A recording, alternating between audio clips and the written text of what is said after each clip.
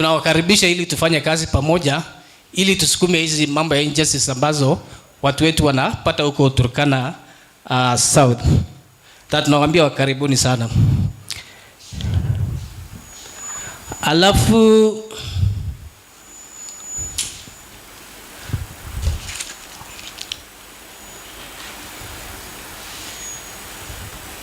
nafikiri hiyo ndio hizo recommendation ambazo na recommend. I hope the stakeholders wanaweza pick hizo recommendations, na hizo ni issues ambazo zinataja paralegals and general peer community. Ya mwisho, jana dada yetu dada Niva alisema kuna women empowerment, youth empowerment, mama wajane, youth, lakini alisahau watoto yatima. Na hii ni personal kwa watu wa Lodwar Township Ward, tuko yatima. Na kuna msemo inasema mtoto yatima achagui malezi. Na kwani 2027 nikipatia hata one term, sintafurahi sana. Asanteni.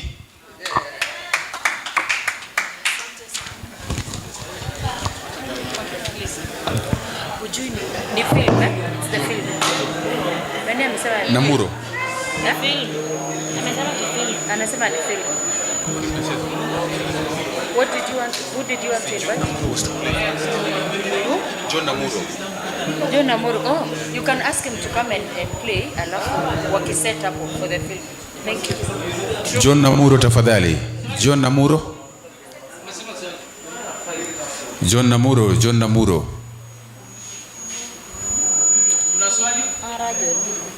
Another artist. We can just move it. Or we can move it. Okay. I think that's fine. John Namuro.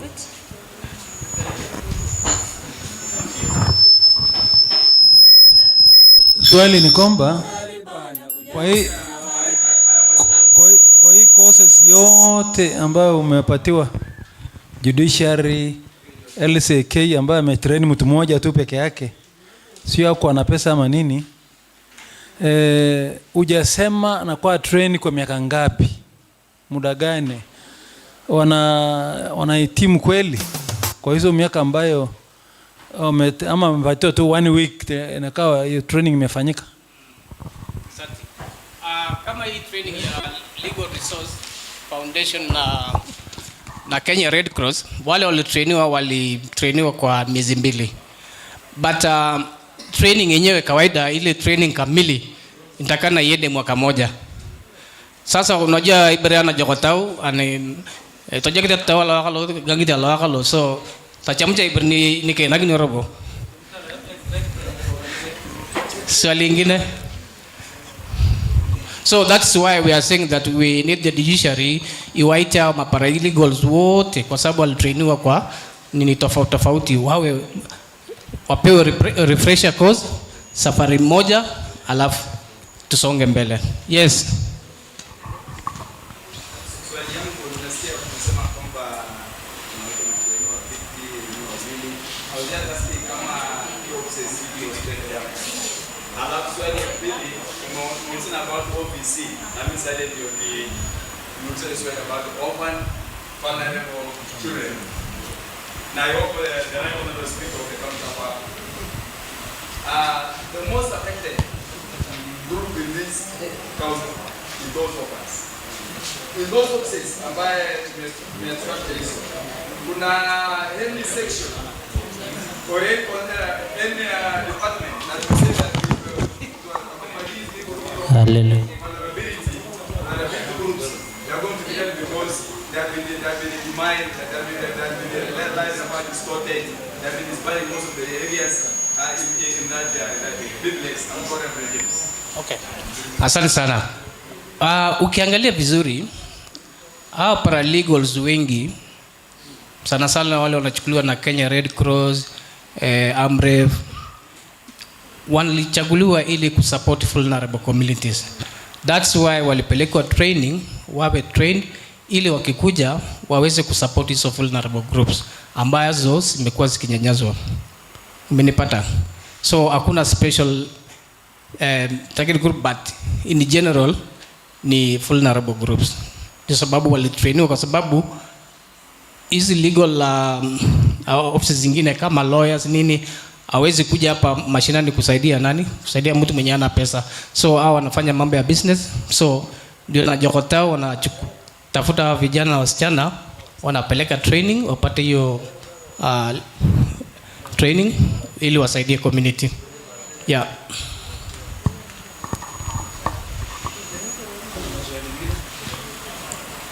Waiche.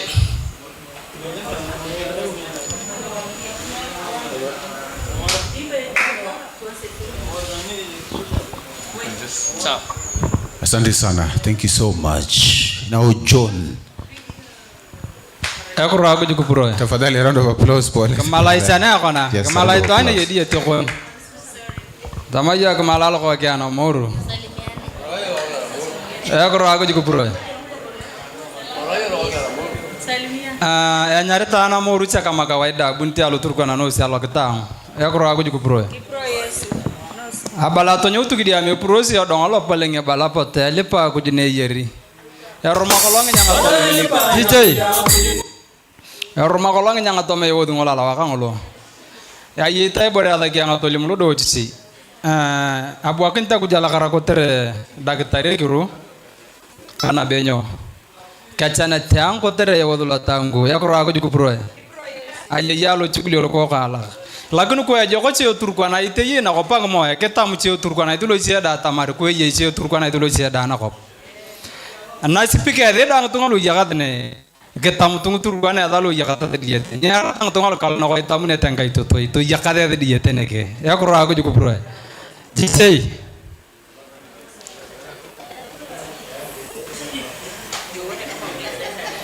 ya ko di ko la ngai wo ngolo Otalipanya kuja kuteleyeri. Yamuka ko. Otalipanya kuja kupadamu kuja. Otalipanya kuja kinawajoni. Badala lokoro kumorikini kanya dome. Otalipanya kuja kuteleyeri.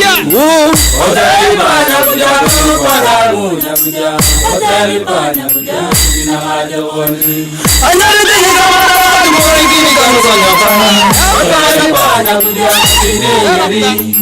Otalipanya kuja kupadamu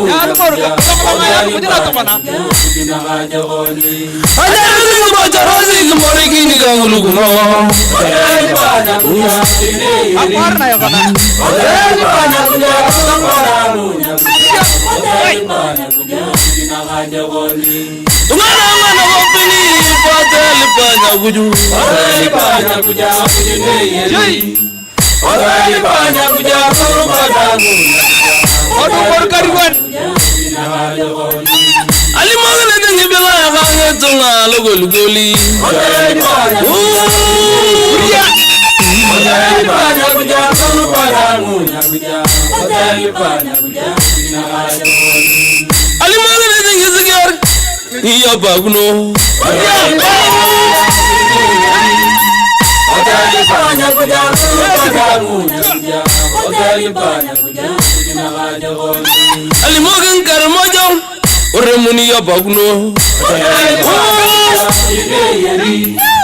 Otalipanya kuja kupadamu Otalipanya kuja kinawajoni Yasinga topoza tonupa adagera nakanga Otalipanya kuja Otalipanya kuja Paria Getama ngoni da ne bongne Yesu Otalipanya Otalipanya kuja kupadamu Otalipanya kuja kinawajoni Ona bongne Yesu watola mazina disi Otalipanya kuja kupadamu Otalipanya kuja kinawajoni Yamri amena udara tono padangu nyakuju Otalipanya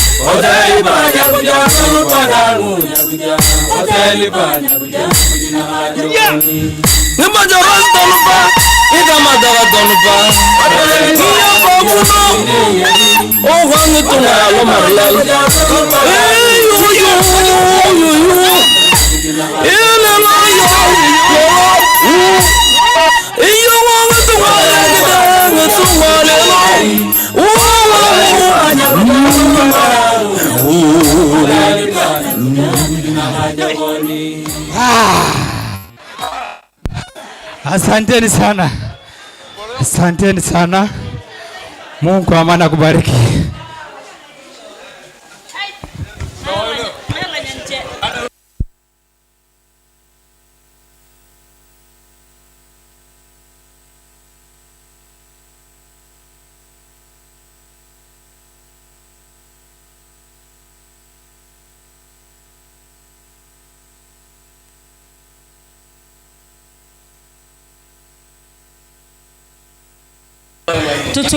Tutulie ili tuweze kuangalia filamu.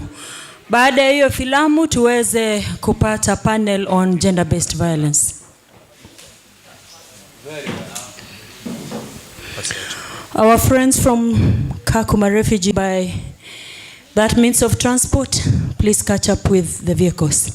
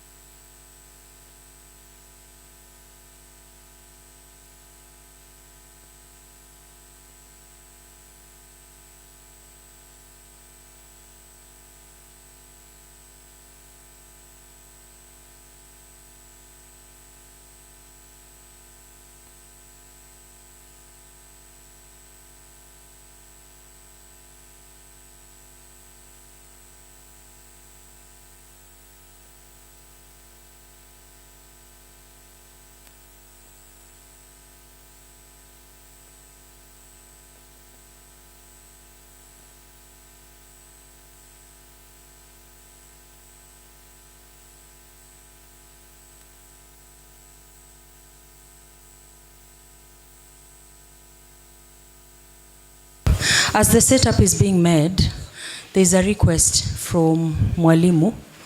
I think kuna kitu anataka kusema kidogo tu, dakika moja. Nashukuru sana kwa kunipa hii nafasi. Mimi ni Lucas Lokusi, mwalimu. Ningependa kuchukua nafasi hii kuwashukuru wazazi walio hapa kwa kuzingatia ile article ambayo ilikuwa inaongea right to education.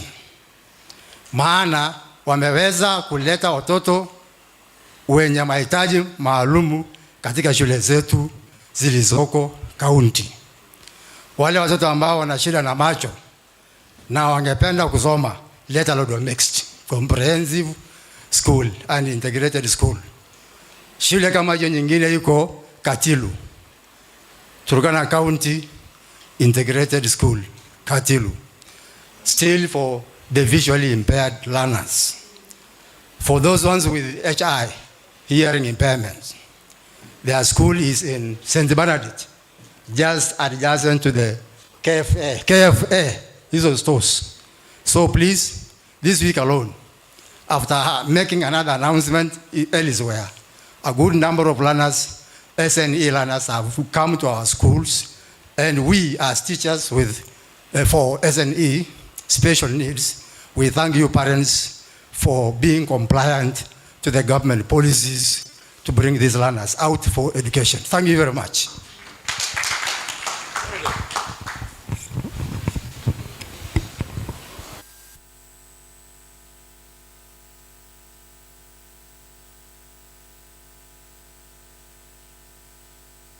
Please run the film.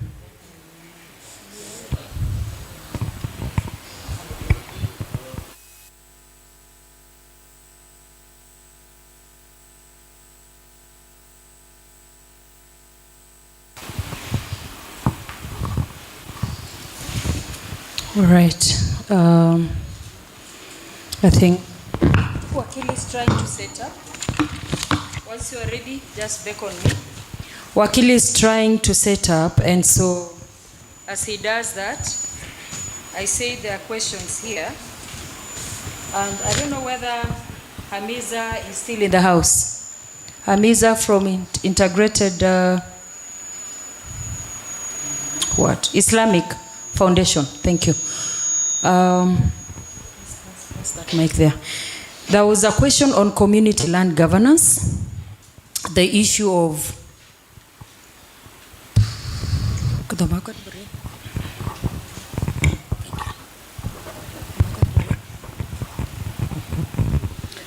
a perspective from Islamic Foundation for Integrated Programs, IFIP.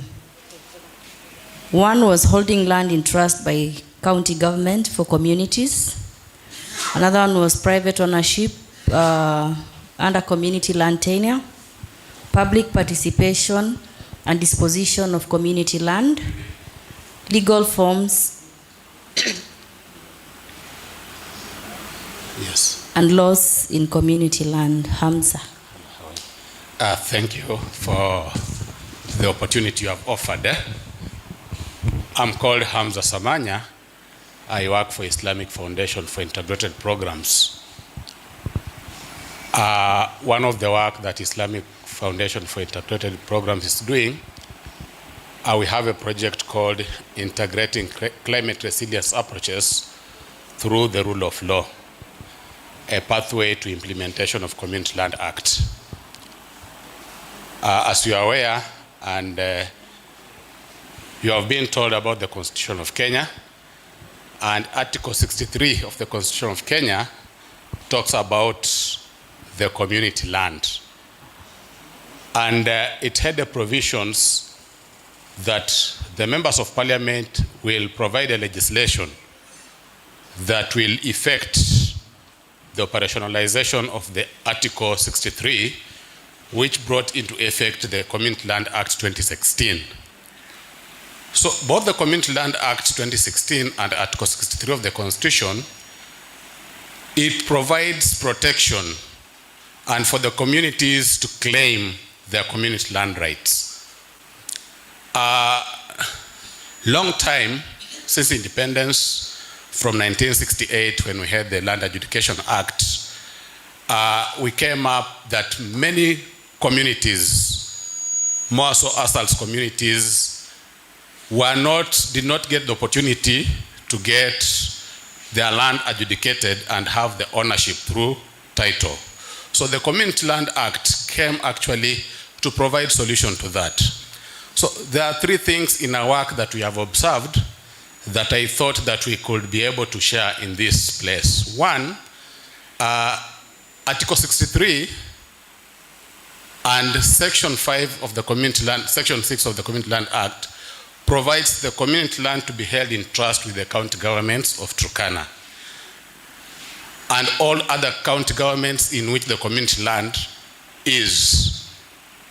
So in holding in trust community lands on the behalf of the community, it doesn't mean that the county governments own land.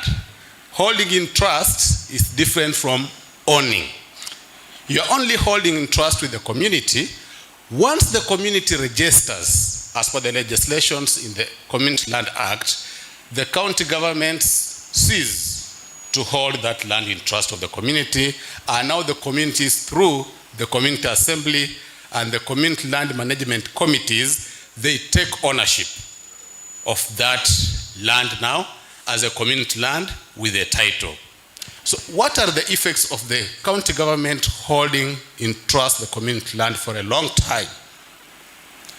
The challenge we have is that the laws that we have legislating land, that is from the Physical Land Use and Planning Act, the Land Registration Act 2012, the Urban and Cities Act, they limit development in these counties until, because the provisions of the law, Article 63(5) says, the land shall not be disposed or converted except in accordance with the Act. What does the Act says? That all unregistered community lands should be held in trust. That means there's nothing can be done on that land unless it has been registered for the communities. That's when the county government can be able to properly plan.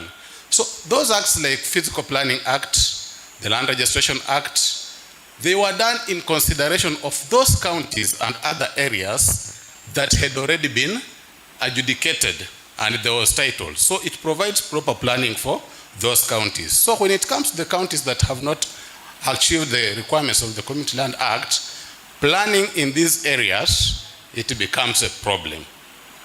So those of you who work with the Department of Land, because I interact with them so much, there is a project here called KISIP. KISIP has been having a lot of forth and back because they say the community land has not been fully registered. I think the Honorable Speaker, the Right Honorable Speaker is... Thank you very much. Wakili, how far are we? You're still setting up? Yes. I want to pose another. Thank you very much, Hamza. Thank you for that time. Tupigie Hamza makofi tafadhali.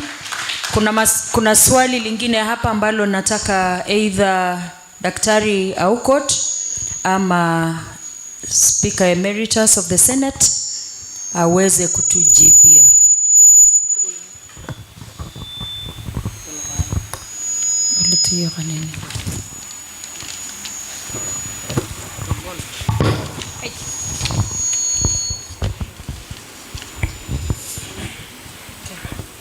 Aya. Wakili, we are ready when you are ready. This is a question from Council of Elders.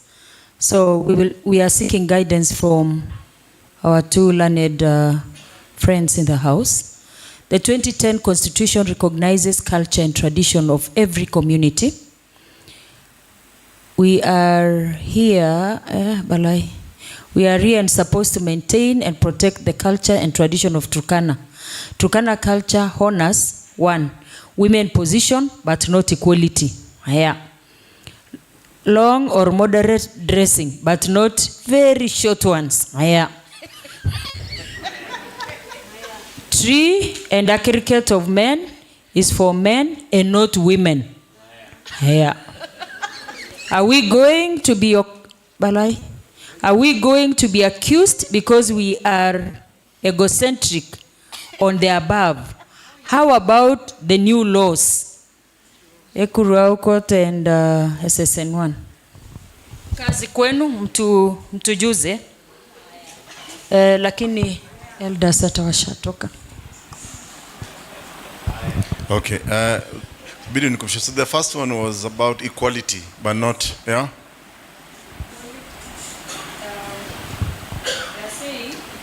That the Turkana culture honors position of women, but not equality.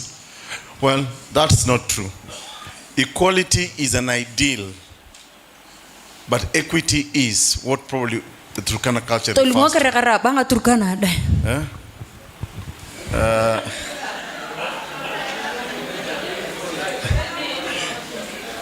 Doc, sorry, I just wanted it presented in a language that they can understand. Okay, can somebody translate? Those words are very technical.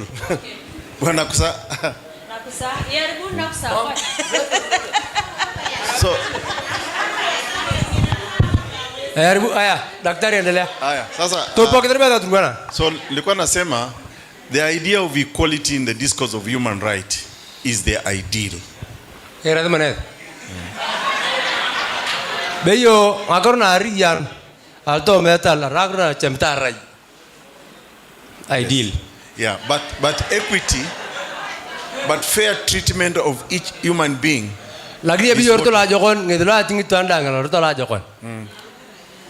With respect. And not to violate their rights or to torture them. na nyi pudu artan ama kidichai. In fact, even if you go beyond, there's an article I can't remember offered that you cannot hold another human being in servitude, in slavery, and all that. Ye nebola nyi pudu artan nyi nyanyas yat kolunde yelo cheria. Ngitungar kadang mere lugli komake mere lubermake. So I think that's the short answer. The second one, nangare. I don't think it is true also that Turkana culture permits what do you call it, moderate?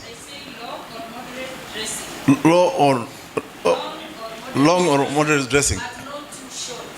No, but you see, but unaona hata hiyo si ukweli kulingana na culture yetu kama Turkana.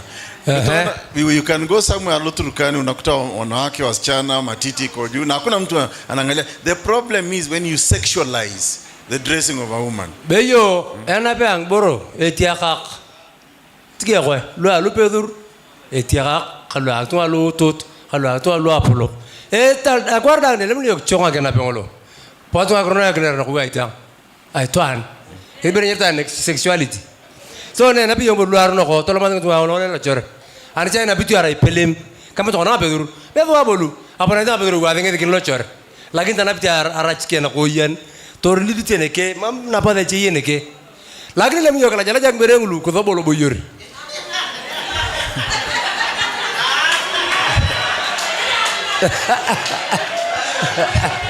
In fact, proceed. In fact, to pagarbed. I will translate that. In fact, there you are. I think Turkana people. Daro madam. Are you a translator? Okay, proceed. In fact, I think Turkana people should be proud or even seek to patent the whole idea of a bikini. Beyo ngone ya. What arach? Arach. Lapta na ngene ke na isimuntu e mamta na raunte na pengolo. Ngene bangen bikini. Arach na ngene. Lakini jamta ngi magana uri ai. What is the other question? The third question.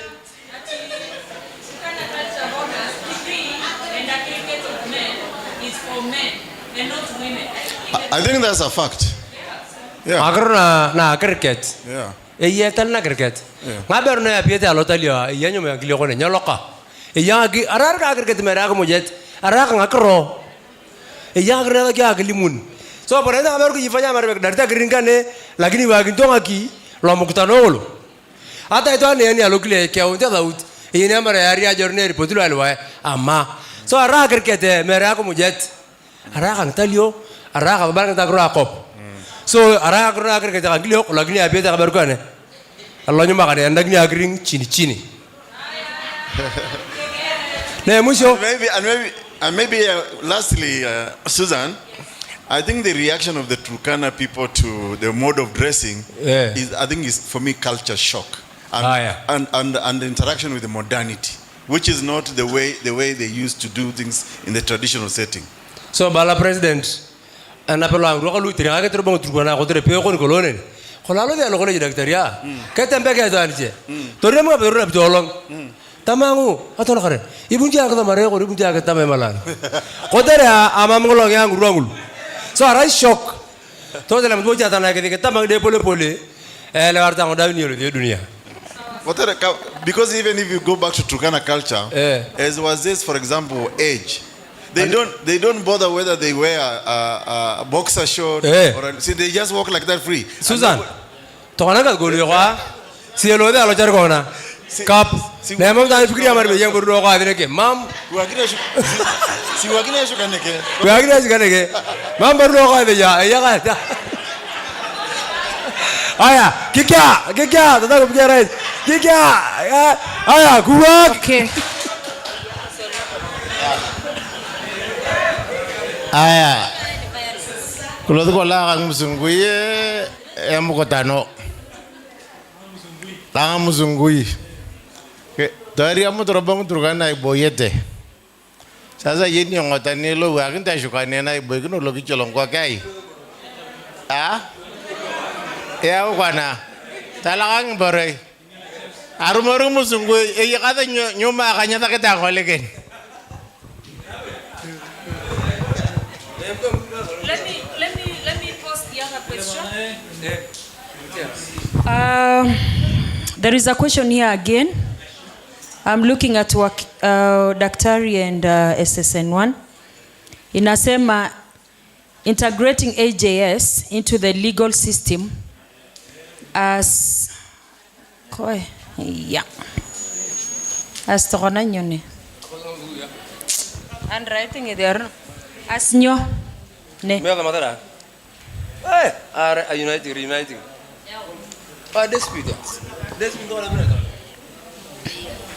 Okay, Bala, integrating AJS into the legal system as rewriting a whole chapter of how an alternative dispute resolution, which may have bottlenecks in compliance and implementation. How best can we design integration mechanisms to ensure disputes are in a win-win situation? Number 2, can decisions arrived at AJS be designed in such a way that they can be registered as consent judgments in court to forestall future litigations? Number 3, how effective is it for felonies like murder, rape, be matters addressed through AJS? How effective is AJS in addressing felonies like murder? Speaker.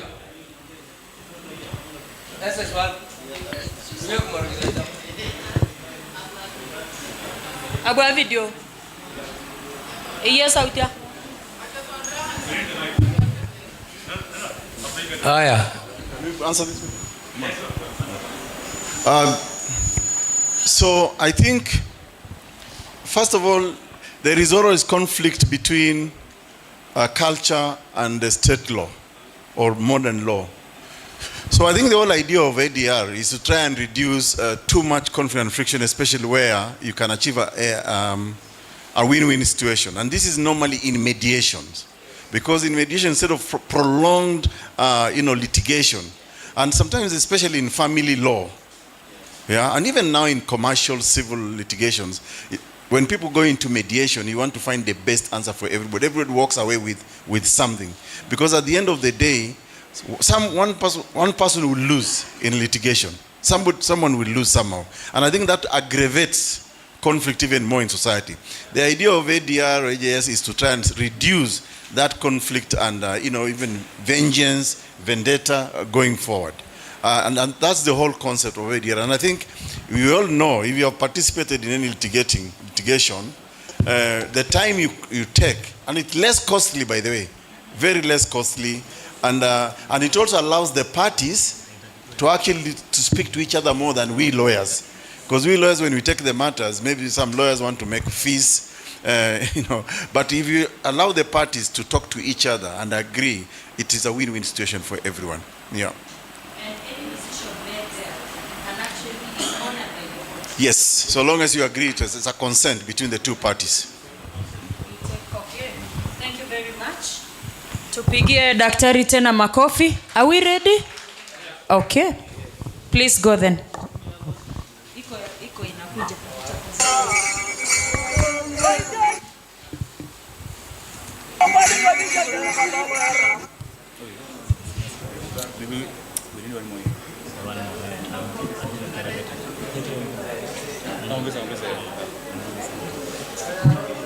Haya, tuko tayari? Eh. Where's the other mic? The other mic? Yeah. One is never enough. That's, yeah, it's on and off with the Bluetooth.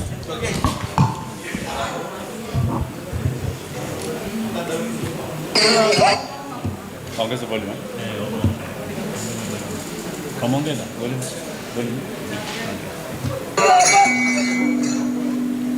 For generations, leadership among the Turkana people has been the core building block of their existence, a system forged by tradition, resilience, and survival.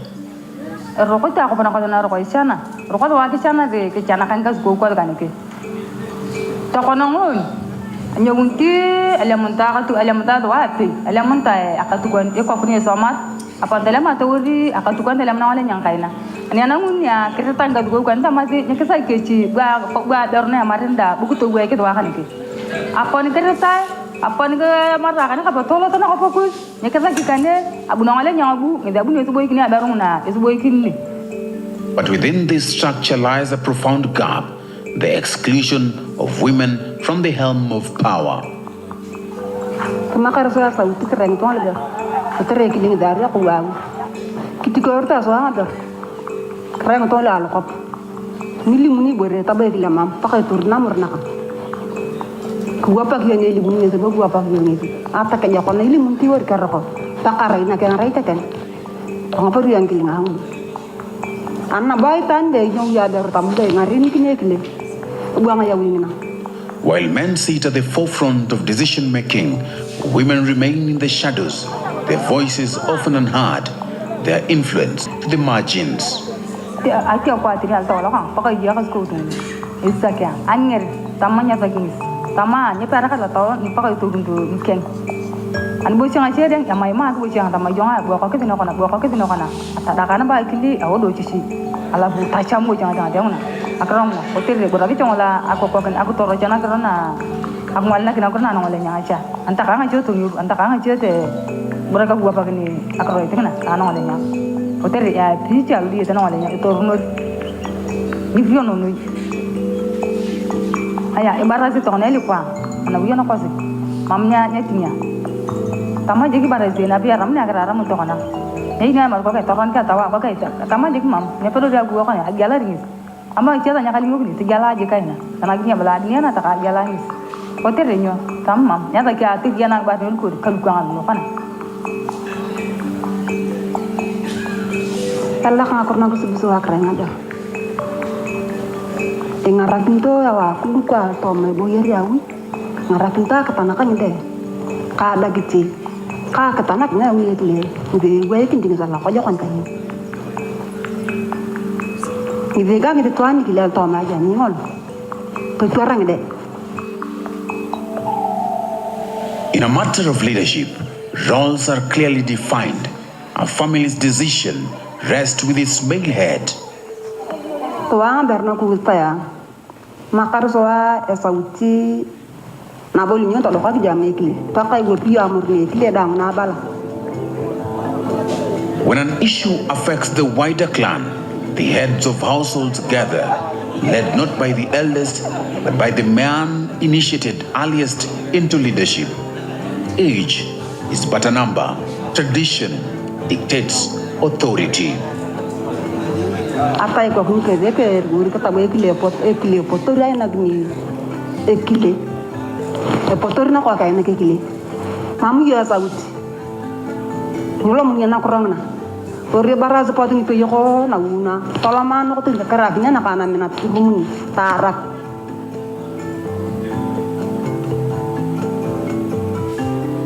For women, the path to even limited influence is narrow. Only after marriage, sealed by traditional wedding, and after undergoing the rite of passage, does a woman earn the right to speak in women's gathering. Etali alo turkan, arai kolong aberu, aria marni kile, arai ngakor na ba da, itu kudur na ko to kile kuwa paki aberu. Yet, no matter how respected she becomes, the council of elders remain beyond her reach. If she has something to say, she must speak through her husband. Aja kalau meeting kuasi, aja ino kapana ka. Kata lemu ni anga arai sale di, lemu na ba aja arai sale di. Atau so atu nyu tu, kata nyu ni ang, atau nyu ata taja ke, ata taja ngan jangan muna, ata taja ngan kerang muna. Torto ngan terus sukul, torto nak kerang, angkau kuang kan isi apun tu. Kaya ni ngakro advice sukul. Abu yang atunyo, na apa kata ramai ni akan yang kuaring na, tamar dia konoi, irai sale di grup kaloko. Kita sih yang ngakro na, jauh tamar dengan kemudian. Ngoni balat wa, kusiyo kriana itani ini mamnya pedo di atas yang ngakro na, lakin dia cuma ngakro na beni, kita kiswa. Aben kita minta tu tamar di, kusiyo pedo di alimu, arai ngai sale di. Buat orang orang tahu bakin. But culture can also confine among pastoralist communities. Women are often seen only as wives and mothers. Their worth measured by domestic roles, not leadership. Arai kolong abero ni kiachar kolong isikria lukutuwa kitikesh. Parai tungo arai nkiliok. Arai kolong isikria gua ketana gua kana pe koko ani rumor telemo ani kan gua kana ko ani rumor to ko teberin jakan. Itu kalau orang itu dia kerja gua betul beri malah terlagi jangan berang gua kalau lu deng gua pengantar nak kalau kes kalau kan dua kalau nyo tu nyu ngabar lu lah teman betul nyu tu ngabar tu dia nak video mam kita kes berarang ni cian ko di ala kazu ko wa ni sing ni. For those who dare to lead, the price is steep: harassment, violence. Yang akurnete kata tikiye ngakure darani atau kanara karya tahu dia tahu aja baru tu nyau tahu ama ikcolong dia kan ani kumorio pak kata bawa harus nyamti kalau ngakure daranda harus batarakan kalau tani kile kinyau tiki atau kalau grile itu tani hasa kita tikiye ngakure. The unspoken rule: break tradition and you break the balance of power. Change begins where the systems meet, in village dialogues that reinterpret custom through a constitutional lens. Kena nak pajana nak kita cakap tu ngomong video mereka tu mana kalah. Kena nak na pajana nak kita cakap ngakero. Asa ani bela bodo ko balako na atama to na banang alenya. Ko komiti na ngite betara na ko ne sukul ne kita ki ngetu ko na ngeraja. Lo penyo sama to ne kita ki tolo madana na kuruna. Kita ki lo sama to kita ki. Asa anak ro anak cia kata cia ni tuang akro ngotung di video alut ya mere dang. In women teaching each other how to demand their share of land titles, in daughters who will never accept that justice belongs only to cities. In a world burning with greed, women are keeping alive the oldest lesson: life is not a transaction, it's a web of mutual care.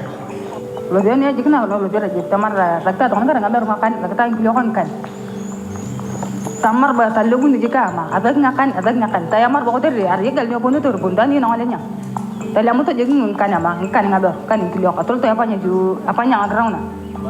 From village circles to global stages, women are rewriting the rules of power, not to dominate but to protect.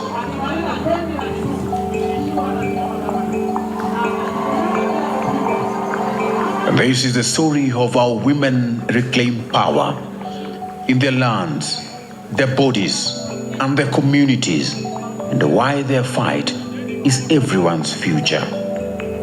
The challenges are brutal, but women are rewriting the story, not as victims, as protagonists. Their territories are more than geography. Women have played a great role in the minority and indigenous communities, but it's never in the books, never pronounced, never recognized. Amam kalau ngabar orang nak katukok, amam nara ngabusi. Jadi aja aku tu dia ngabak karena aku hari kan dah yang kerja lagi.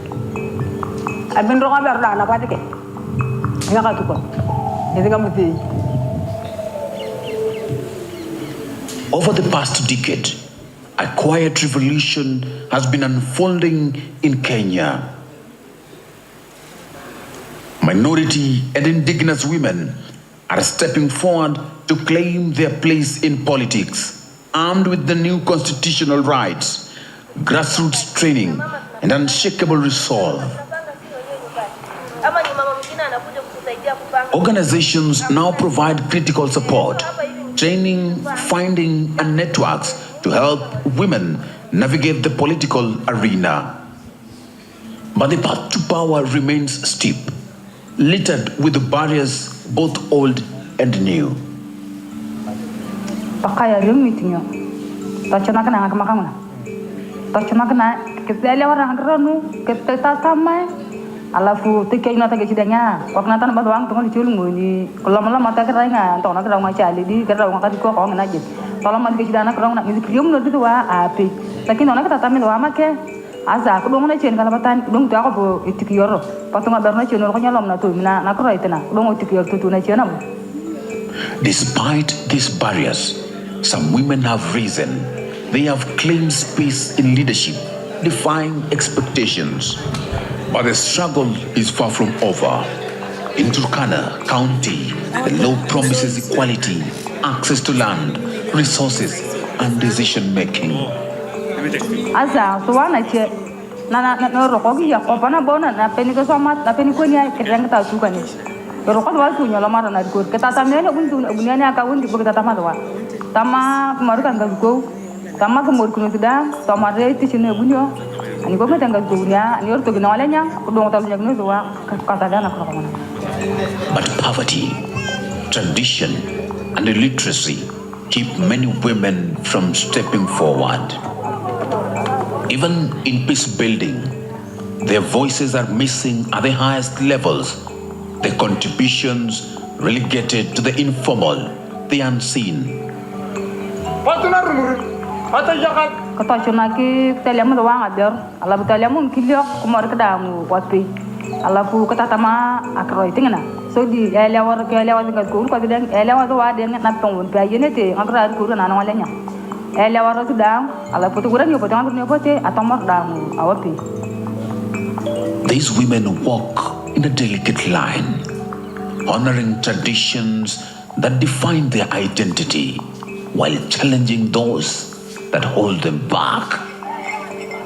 Tatinga bang pong lidar ke kau naswa. Kupuda ke luar kalau kan. Tabo tu gua kan, tu gua kapi gua kan. Tu beri aku mau terlewat gua kan tahu, aku mari kan kan kilo kape nomor. Ketua dekitin kilo katar merah muka, nyata bang muka. Abolir natin, yang ngokuin, yang kona. Tiada yang kilo katar kerja ada untuk luar. Bela wana bo keci, ngarak na keci. Wana bo bela keci, ni ngarak na soa. As the world changes, will the Turkana people redefine leadership, not by leaving tradition behind, but by ensuring no voice is left unheard?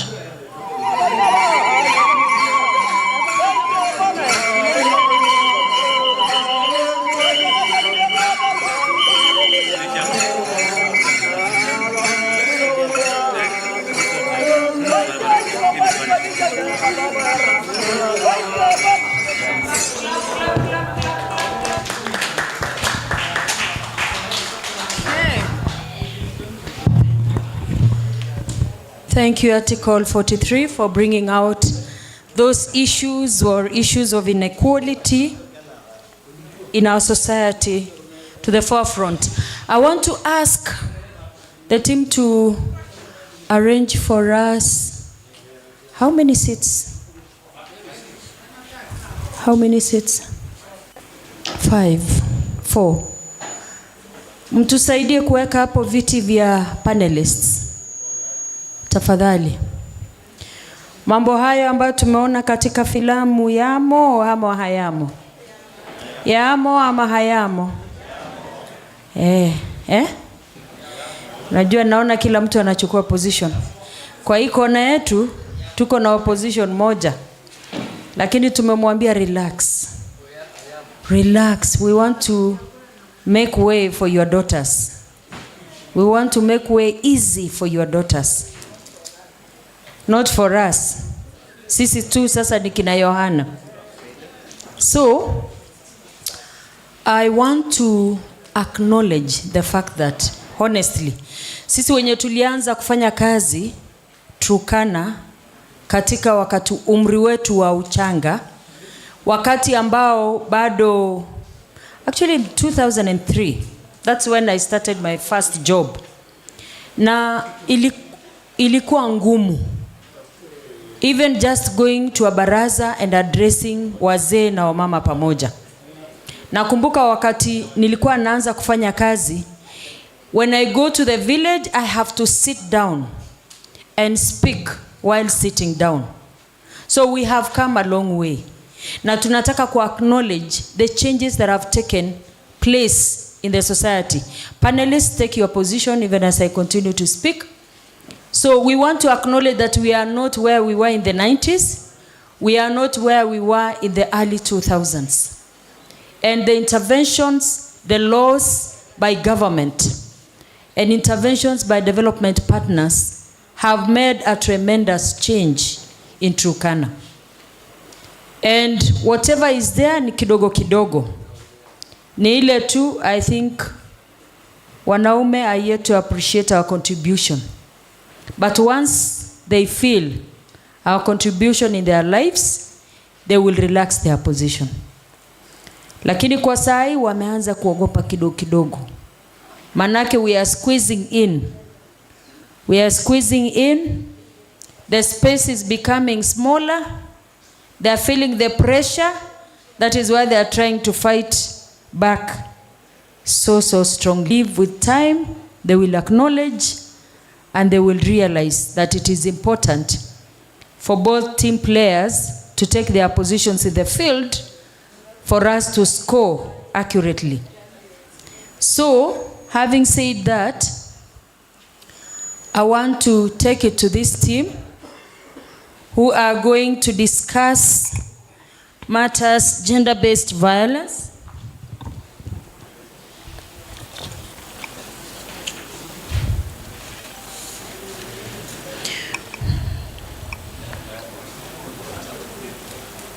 Sexual and gender-based violence and the rising cases of femicide in Turkana.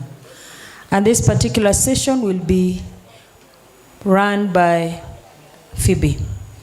Karibu Phoebe.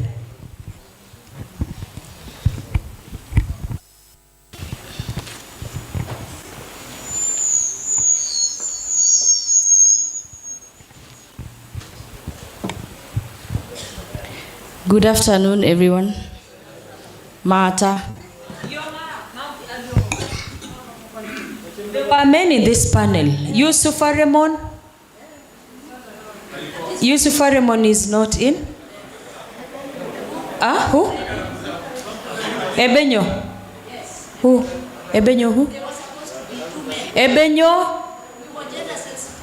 You are gender sensitive. So Ebenyo and Nakusa. This one will kill it. This one will kill it. You want to nominate him? Aya, kuja.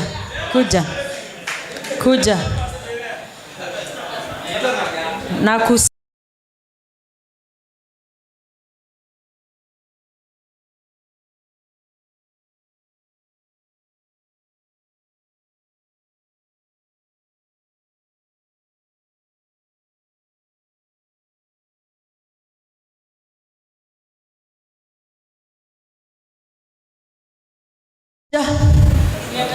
Who else? Nimeona Alfai ukinominatiwa. Sylvia Lapur. Clap for the senator. The youngest senator aspirant.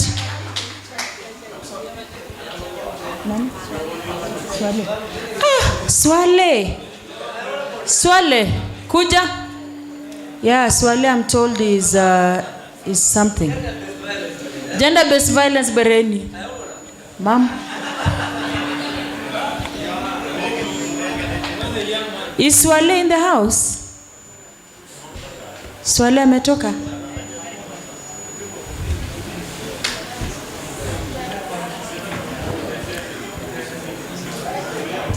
He's coming.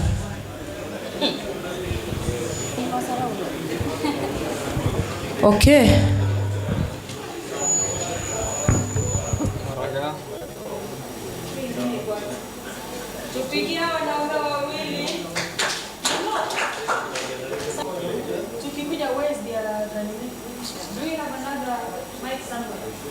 Will be passing. How many mics do you have here?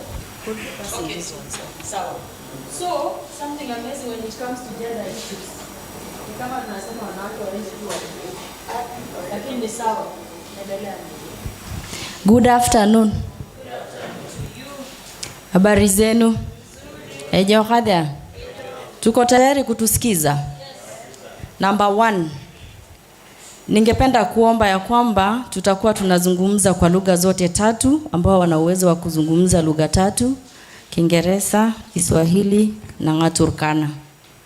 Number 2, iwapo kuna jambo tutanena ambayo haiambatani na kile ambacho unaamini, your belief, your religion, your cultural orientation, utatuia radhi. Tutakuwa tunazungumza kwa ajili ya masomo. Mmetupatia ruhusa. Wakati tunazungumza mambo ya jinsia, tumeona vile ni ngumu kuzungumzia. Kwanza, you look at the program. We are discussing gender issues as the last topic. Sindio? And we are talking about sustainable goal number 5, gender equality.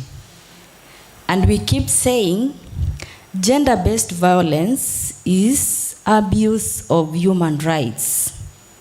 You look at Kenya as a country which has remained at the forefront in putting efforts to ensure that people are protected from gender-based violence, especially since the promulgation of the 2010 Constitution, and many thanks to our brother Ekuru.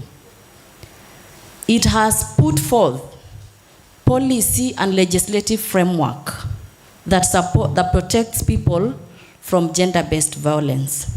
You look at the Sexual Offences Act of 2006, you look at the HIV and AIDS Act, Prevention Act of 2006, you look at the Protection from Domestic Violence Act of 2015, you look at the Children's Act that was recently amended in 2022. All these protection frameworks are there. But the issue of gender-based violence remains, I don't know whether to call it a tsunami, to call it corona, or even to call it a koro. Sindio? Because it is one of the biggest issues in our society. You look at the intervention measures that are put forth, even in our local governments, the county government. You get to look at the budget allocation for the Department of Gender. I must be sure that it is the least funded department, because wanasema vitu za gender ni vitu software. We forget that we are a community that has maintained its cultural vibrancy in the entire country. And when you look at our cultural practices, you get to look at the interconnectedness between our cultural practices and gender-based violence. Kwa nini ni muhimu kuangalia mila na desturi zetu na dhulma za kijinsia? Because it will help us promote human rights.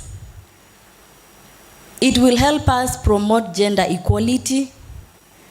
And it will also help us work towards sustainable development.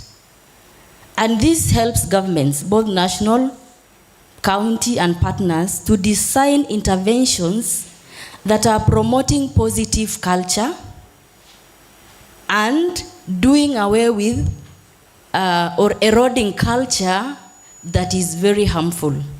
We talk of child marriages in Turkana. We practice it in Kenya, and I think we are the only community practicing child or forced marriages in Kenya. How does it intersect with gender-based violence?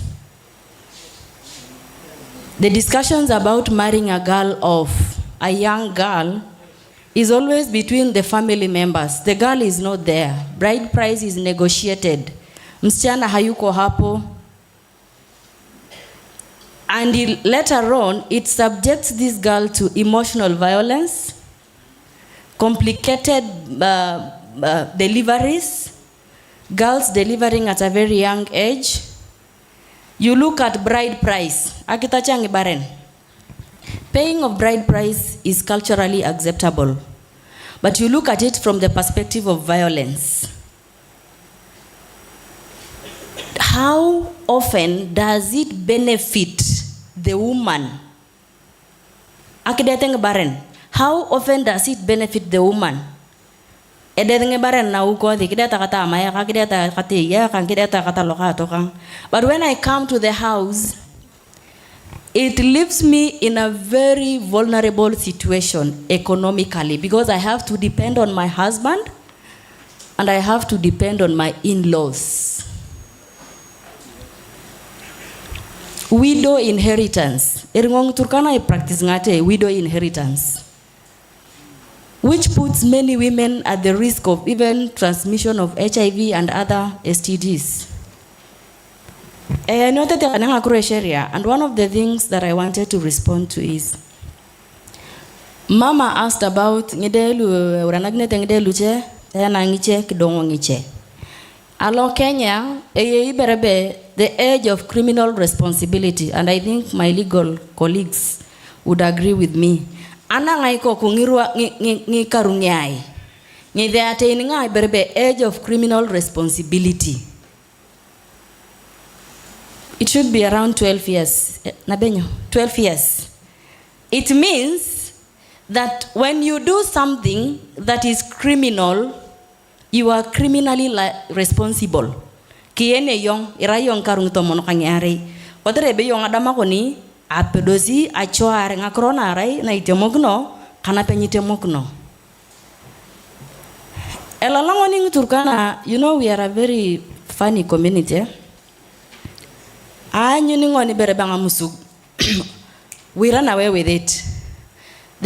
In my many years of practicing, or few years, there are some terminologies in Turkana which can even be misused. One is stress, another one is rape. Do we understand what gender-based violence is? Enyo takayakane ta megru apontarwa beno wane kian kane be mujibo amadi bonga kipi elipa atolto na wiye kera yo tani ka mebala unajua idialo be kaingula kereping ata yang idiangulo kereping ata because ichongagin sindio. Sometimes we have opportunities to interact with law enforcers. If you can look at the simplified version of the section,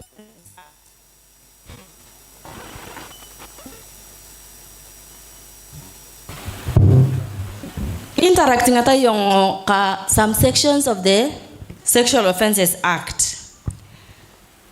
Those of Mzelorogwe, if they were here. Kili mogi yong tungali Turkana atamare. Ebe bala nangole nyang.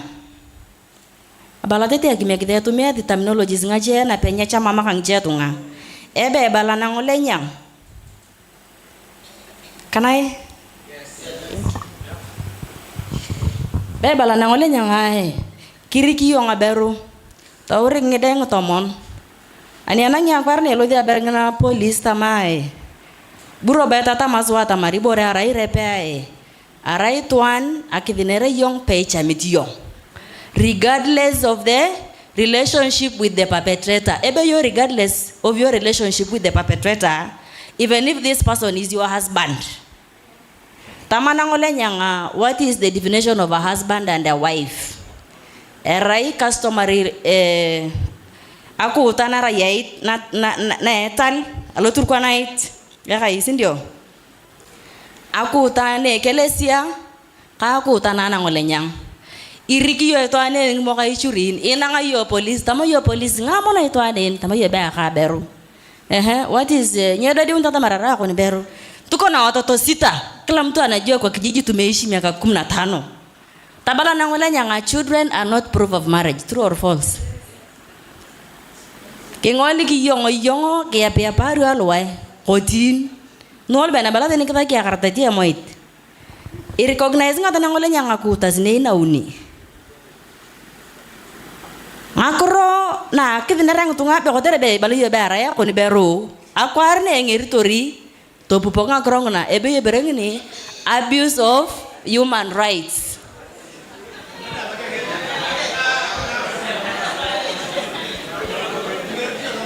Na ngare topu kwa sababu aku arne na ngune etal nikoni mambere be ka beru bere na kara ko beru taremong ya lokansa go ko ni adisi otherwise kana ngitongi de chirini aku kon nguna. Number 2, etal la tokona lo iwaginere ko lo berebe Sexual Offences Act otere ngitali olukola yeri ngwetali ngolo nebuno.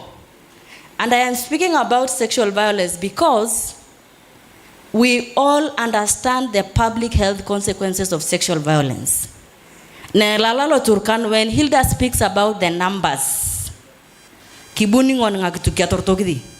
Ata maringia ingi tungolwe bolare. Kimea bolare na jena na ikienye, na kienyo. Sikienye ne ongunga. Si yenyo ngakoron tokana bala video kaneke. Enyarta ngaberu nguko. Enyarta ngaberu sijibenyo. Tamara bocha palikin tanguna. Lakini abutokone sheria. Irai ya ber tokone tingdam apa yani kane. Torto kejikani nangna unakuni. Selo da ngatain. In fact ngana yang cela warkane eraunia sababu ang tunga mata ketoy akwarna.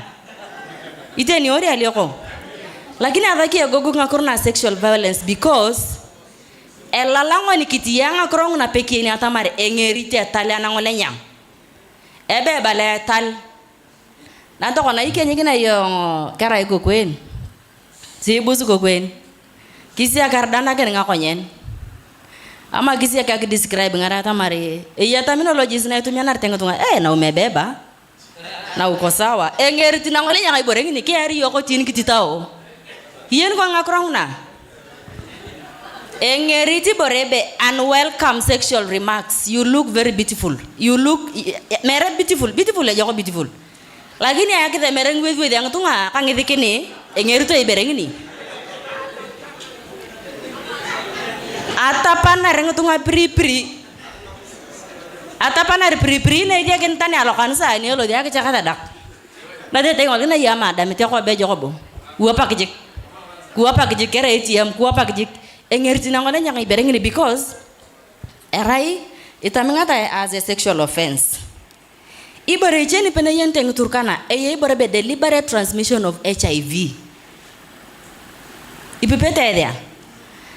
Kita pagi yo ituane de ke yeni yo atamare deka. Arai sexual offense. Sindio na benyo. Kilo to yo ke beke sheria to mara sexual offense.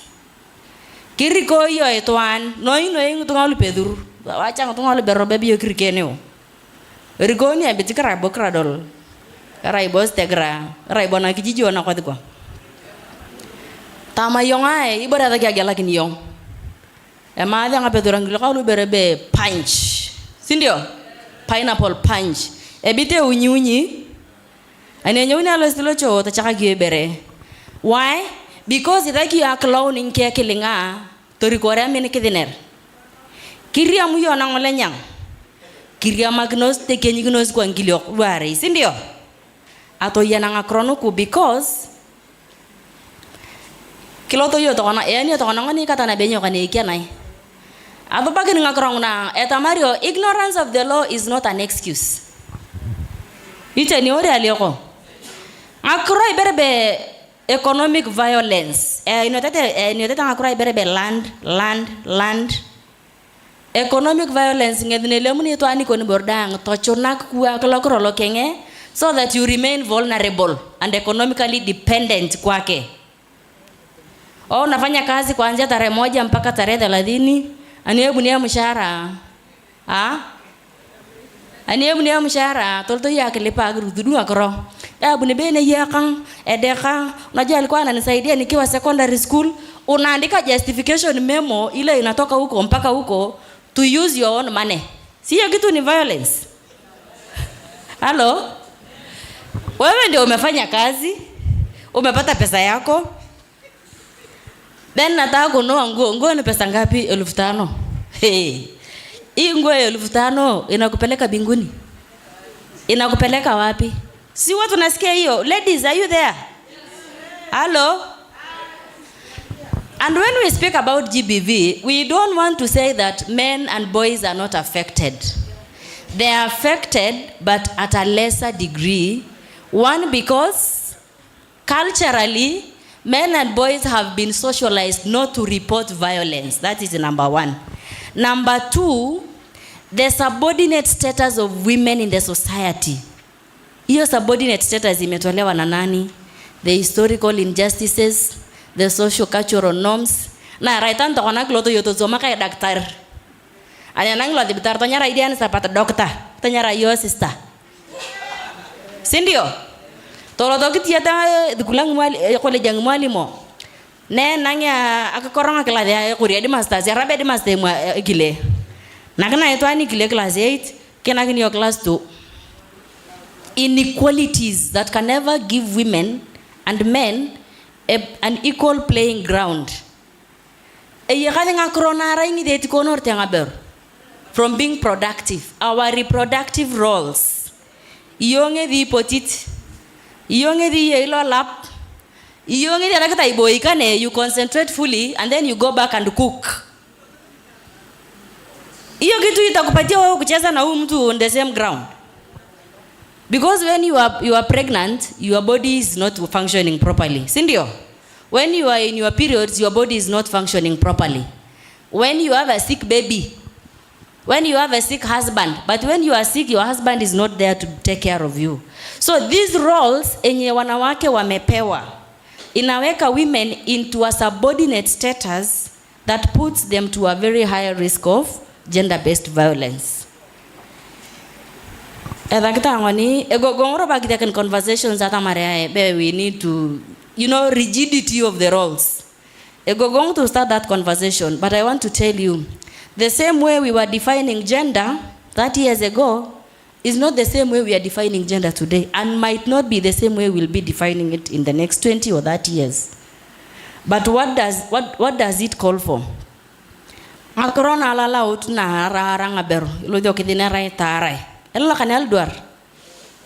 It is only that when incidents are captured, there is no incident that itakuwa captured as femicide distinctively. Rape, defilement, physical assault that led to death. But when we don't want to agree to power sharing, the power within me, niongeze na power ambayo wewe uko nayo. Tuweke hiyo power. When power is used positively, ina yield positive results. But when power is used negatively, logero tete abako ngakama tete ya tene. Na ya unere akatukanta mara. Arata katu yang ko uneta loro kweke be ya binye mondo na nyoto kana iboye to ngabernu kane. Si umeona imebidi tuongeze sukari na chumvi ndio senator kuja kaya hapa and this young man akaya hapa. You know, when they asked me where the men, I told them sit. They were supposed to be here, but because gender is a non-issue to them, maybe that's why they are not here. In a nutshell,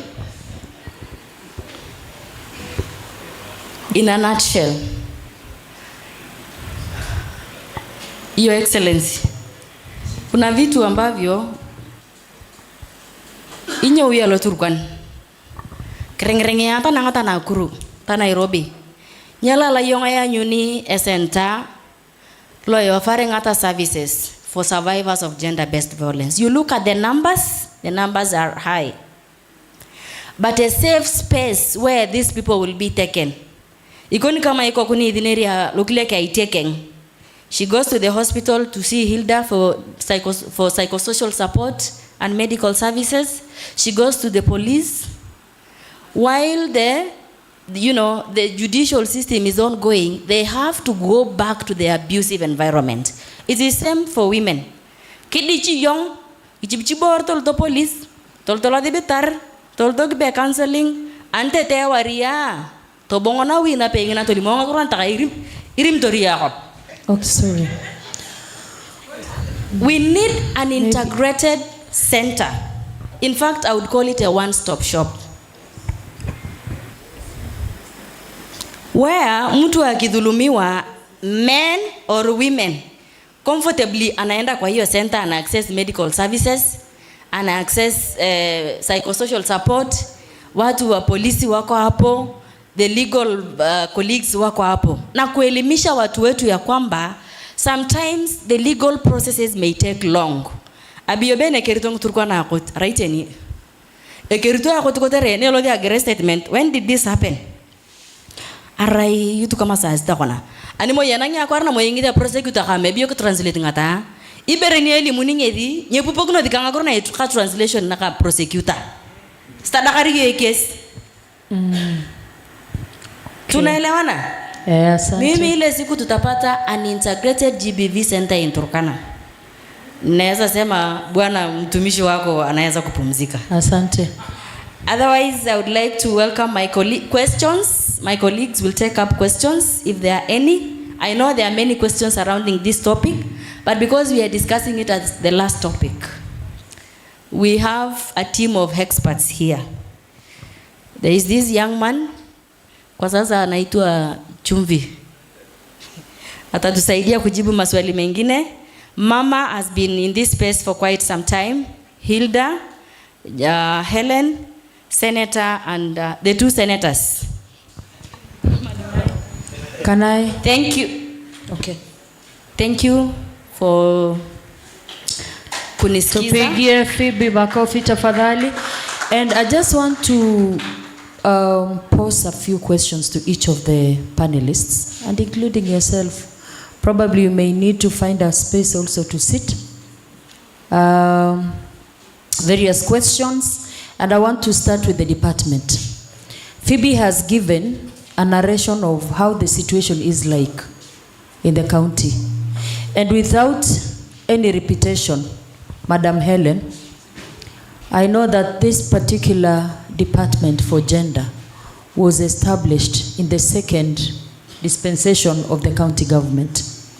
And I just want to hear from you, based on what Phoebe has put forth, why do you think things are as they are? Asante sana. Naitwa Helen Mojo. I work for the Department of Gender as the Chief Gender Officer. I entered the department in the year 2020 when we had no gender officer, no director, no chief officer. I started it in 2020.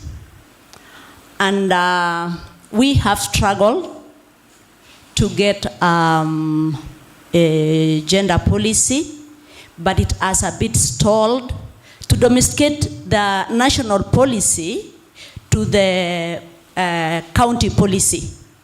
It has stalled because of public participation. It's a bit costly, and every time we get the budget, it's under budgeted, and while public participation is a bit high. I'm happy to report that we have struggled to get a GBV one-stop shop. In 2023, I myself drafted a GBV with its shelters. But when the budget came, they said that because I had estimated a 50 million project, but they gave us 10 million. The 10 million, they said that they cannot put even the shelters. The project was started the last financial year. It's at the Linto, at the sub-county. It has stalled because of finances again. So that is the status. So that means we don't have a center. No. To you, no. Nakusa, why do you think the situation of women is what our sister Phoebe just described? The issue of increase in femicide, the issue of increase in GBV. Why do you think this is the situation with all the laws around and sensitization? Thank you, Susan. And our presenter, of course, the Vice Chair for TPA, Madam Phoebe. I tell you, we must speak the truth. This world is supposed to be handled by the truth. We are parents as men. Let me talk like a man first. And so that means we marry and we give birth to girls. And the society has rules, basic rules. If you turn back the clock to the time of Kinamze, the man who says he has 10 wives here, he will tell you the wives themselves understand why they have taken the number to 10. Not necessarily the man. In the modern day, there are things we are not addressing. First, I am married to a woman who I don't want to allow her be admired by other men by the dressing code. And I will tell her in my house, don't get outdressed in this manner. She will refuse, definitely. Because she knows there is a GBV center. She's aware. There's a police station. She's aware. Then me, because I'm a Turkana man, I get violent. Then I'm reported. Item number 2, women today drink. Women today delay to come back home while they know they have small children. We are not gifted as men to cook. I don't know how to cook. I'm a modern man. But you realize, just like she said, she has so much work to do, she knows also that in including her children, I am there.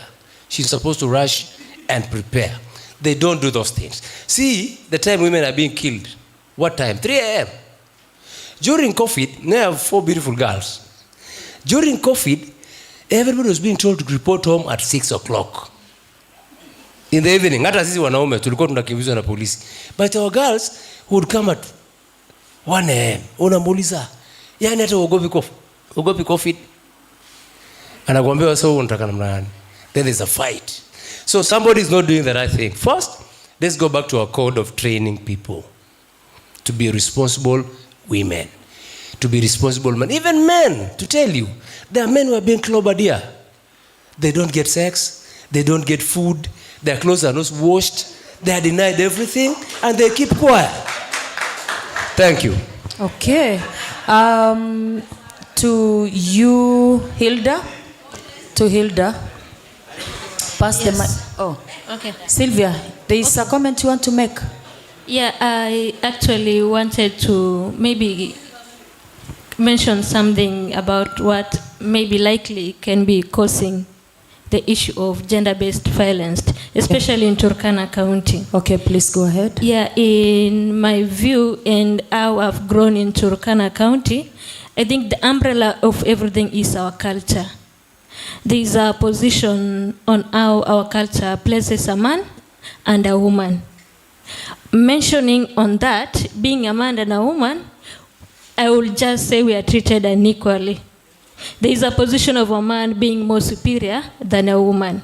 And there is a position of a woman just being inferior, or anybody who has got no voice in that home.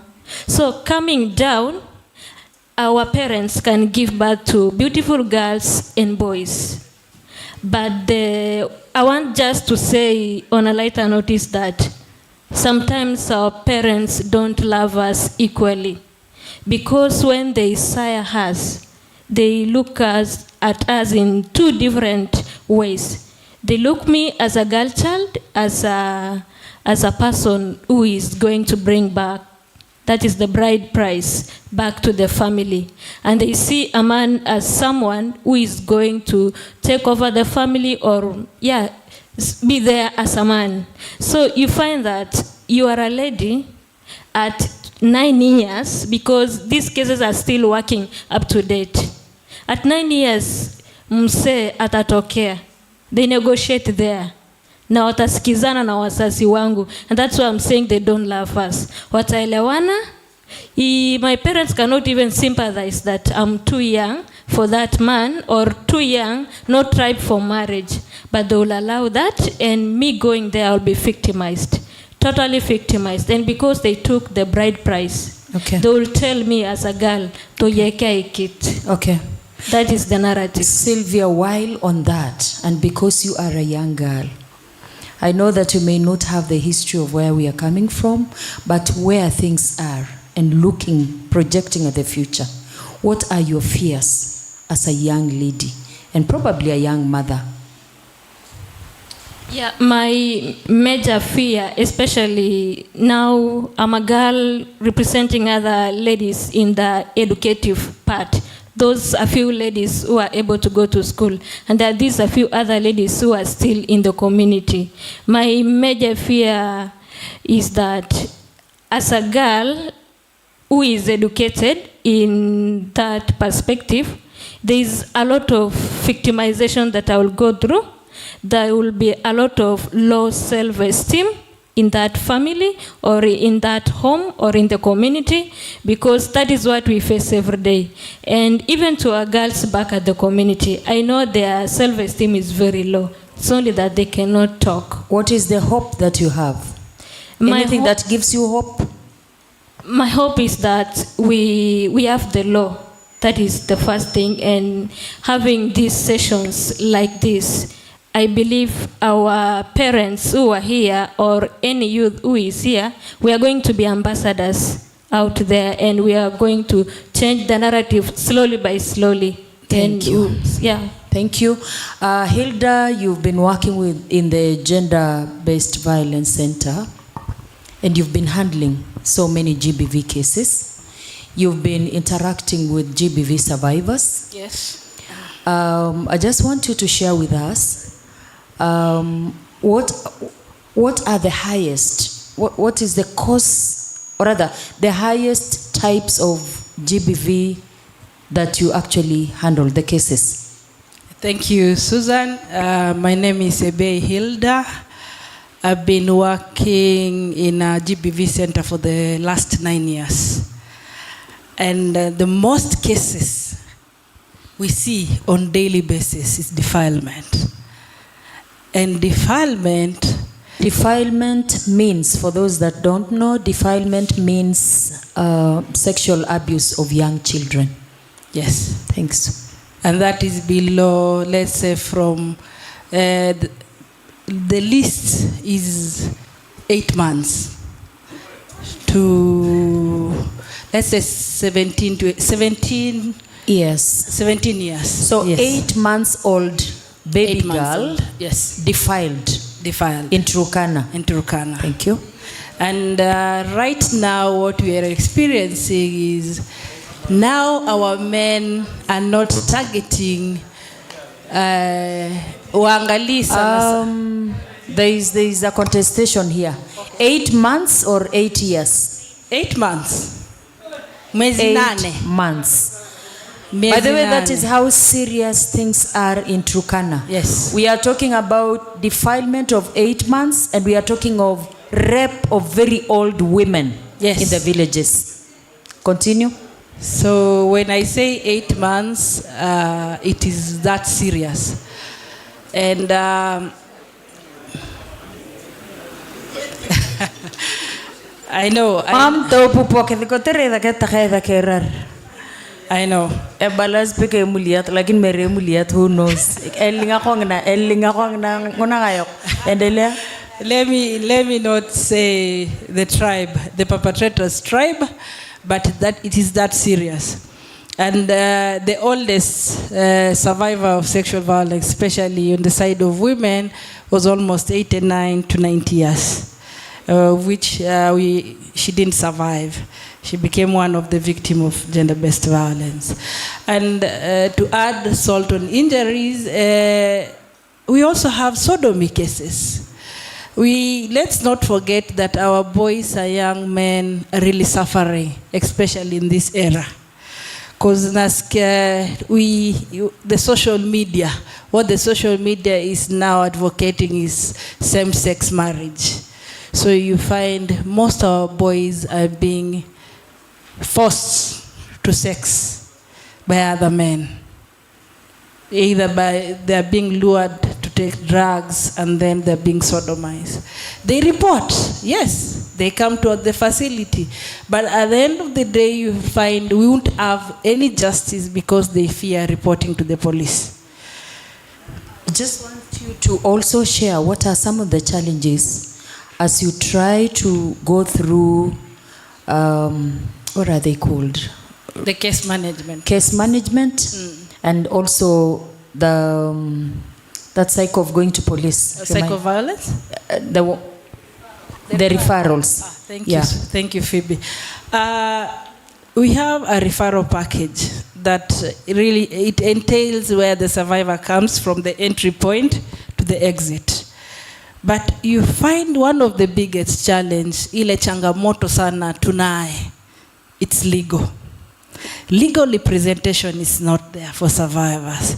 You find if we have an organization, we beg them for just legal representation for survivors, and also for legal clinics, just to inform the community what it entails reporting. Unakuta cases mingi, they report, the police, when you go to the police station, if you look at their OB, the occurrence book, you'll find that people are reporting. But at the end of the day, where is those reports go? Yeah? They come to the facility, we serve them. But when they go, they sit with the report. Mm-hmm. So they don't understand what is OB, what is the P34, what time am I supposed to go to court. They're being left. Mm-hmm. And that is one of the bigger gaps we need to look at. Okay. Yes. Thank you. I want us to take the mic to Alfayo. Alfayo, your generation is surrounded by a lot of empowerment information, equality information. So what do you think we look forward to be different in your generation with regards to current issues of, gender-based violence, and how you relate to your sisters or to your, peers in colleges? Do we expect something different? Do we expect this to continue, as it is and worsening? Do we expect anything to improve from your generation? Okay, maybe first I'll just tell you that I'm a youth and I'm not married. So I know a reason as to why I'm saying that. But to answer on that question, I would like first to remind you that we need to understand what is GBV, because ever since I heard that word, the thing that comes to my mind is just ladies. Up to date, majority of the people, when they hear GBV, we just think about ladies. Even when we talk about GBV, it's almost 98% about women or female gender. But according to me, I have attended so many trainings about on GBV, na nimetumwa pia kwa field to sensitize community on GBV. But again, the same challenge. Wale walinitrain, walinifunza sana kwa female gender. At that time, singe complain, it was about money. But I have a chance to respond now. GBV, you see, sisi kwa culture yetu, it's not everything. When they say we are all equal, both genders are equal, it's not every responsibility that we share 50-50. Kuna vitu tunaonanga wanawake ni kama wananyanyazwa ama wanaumia sana kwa kubeba kama kitu kama mimba. You see, some things, it is your responsibility kama mwanamke kubeba hiyo mimba. Na mimi yule male gender yake ni kupeana. Yeah, kwa boma, see, that is the responsibility of a man. For you as a female, you have to carry that in. But kwa sisi, kuna wanawake wakipata mimba, wanaanza kuwa na emotions tu hivyo, ile kukasirika, they blame a man as if it is. Sasa hapo GBV natokea surely. It is your responsibility. So when they say 50, we are all the same, they mean everybody to participate fully 100% kwa responsibility zake. And about what my madam just said, kuna vitu mingi nilikuwa nataka kurespond. Amesema about men nowadays, they touch the women. Alafu kuna hiyo raping and killing women. But nikikanga chini naona all these things ni women tu ndio they cause all this trouble. Yeah, sure. Because for now, I'm coming to your point, mommy. I'm afraid. No. Okay. Please continue. Continue, yes. My son. Women are the one causing all this trouble to themselves. Sometimes we don't just touch people when you are dressed like hatutakuwa na hizo minds ya kukutouch when you are dressed well. Umevaa tu nguo yako heshima pale kanisani utaconcentrate wote nini. But when you come like umedress quarterly, yani umevaa nguo quarter ya nguo. So, Alfayo, in other words, what you're telling us is things are bound to worsen. If the status quo continues, we expect inequalities to continue worsening. We expect from you guys that your peers, Kina Del Queen, Kina, who else is in the house? Who else is in the house? Kina Betty and your young sisters that you relate with. Yeah, but at Tukusa. There is a solution. What solution? Yeah, there is a solution. I was coming there. Wacha tu nipeane solution direct. Kwangu, I think we need to channel our attention. Tuache maneno ya polisi na pale kutafuta uvizi. Tuangalie wale wanadada wetu, your daughters. Let's grow them in a way that tunaweza reduce vitu. Tuwafunze namna ya kufaa, hawatagusaguswa, wafai kwa nje heshima. Alafu pia tuwafunze wapunguze maneno tamaa mingi wamekuwa nayo na pesa ya wanaume. Okay. Na kudanganya. Hiyo ndio inafanya wao. Okay. What's your take on sodomy cases? The sodomy. Is it true that we are having homosexualism in Turkana? Yeah, it is true. Okay. Are the cases increasing? Does that worry you as a young man? And what do you think should be done? It worries a lot because as a man, I wish to have a family in future. But sasa wasichana ukiona ati ni malele, sijui nini, ati wanapendana. Wazazi mweke watu viboko. Some parents are entertaining such behaviors and Sawa, asante. Patia mic kwa mama. Mom, 2 questions. First of all, I want you to react to what your son has just said.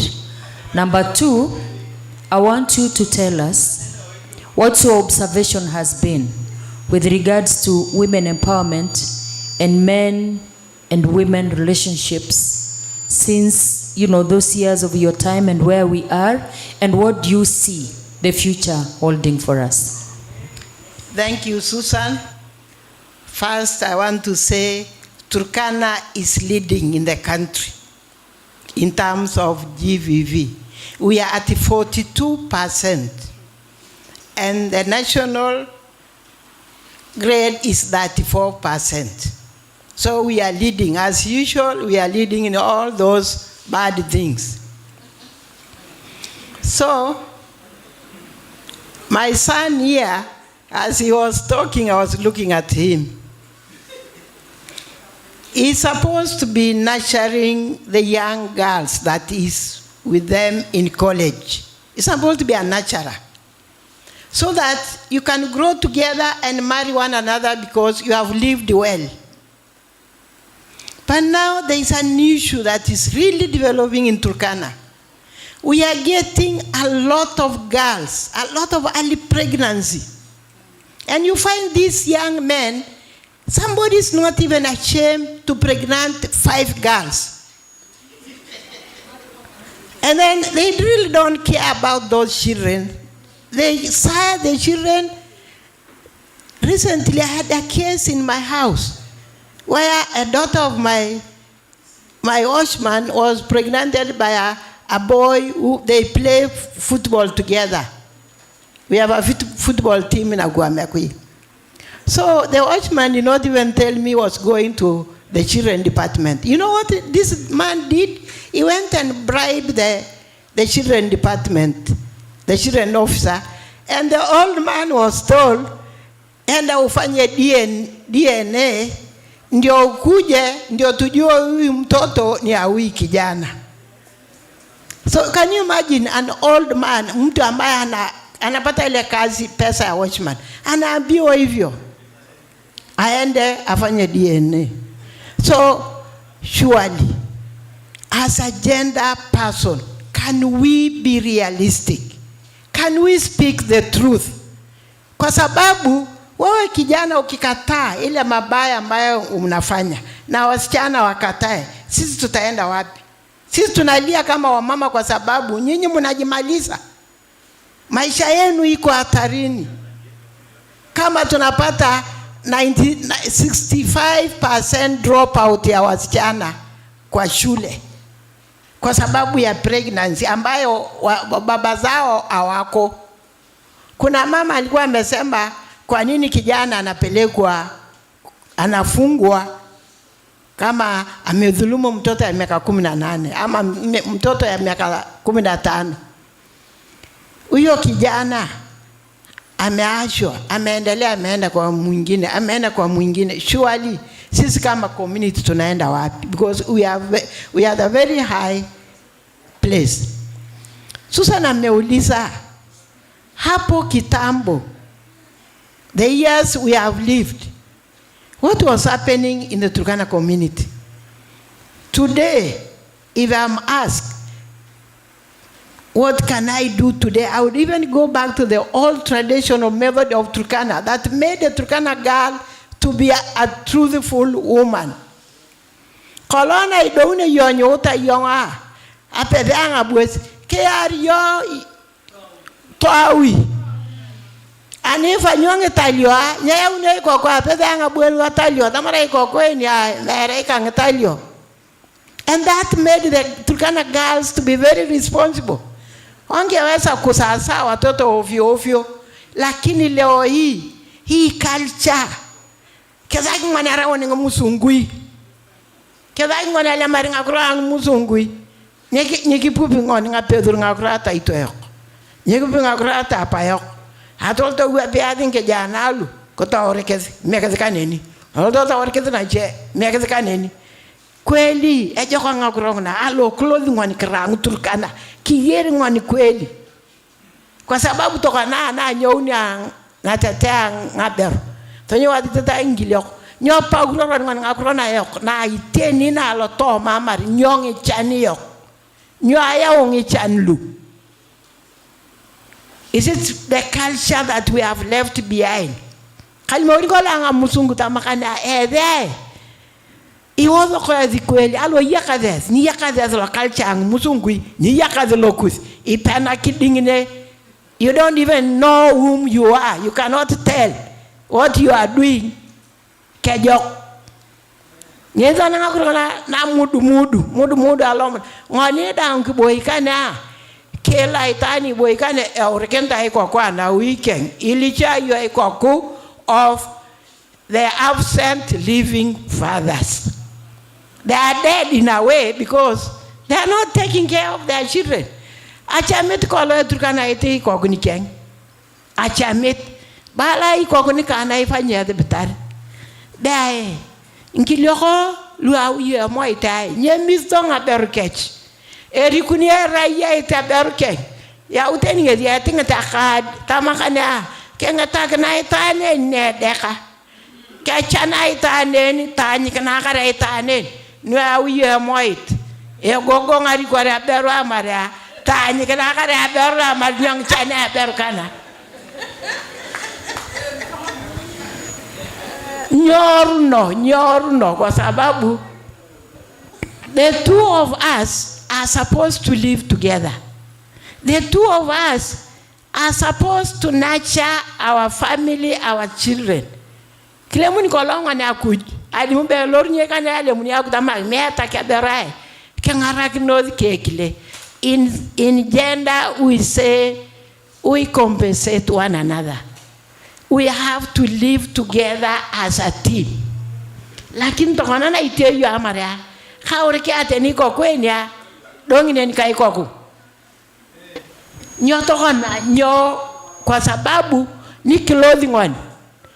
Our society will have some ripple problems. Yeah. A society na yo na Turkana yuko kini ngwanei nyanu ngakuro kwa sababu ngichani yo rangi yo. We are the people to come and say this is what we want. Alimutokana ati ngakuro na gender based violence. Kime gender based violence?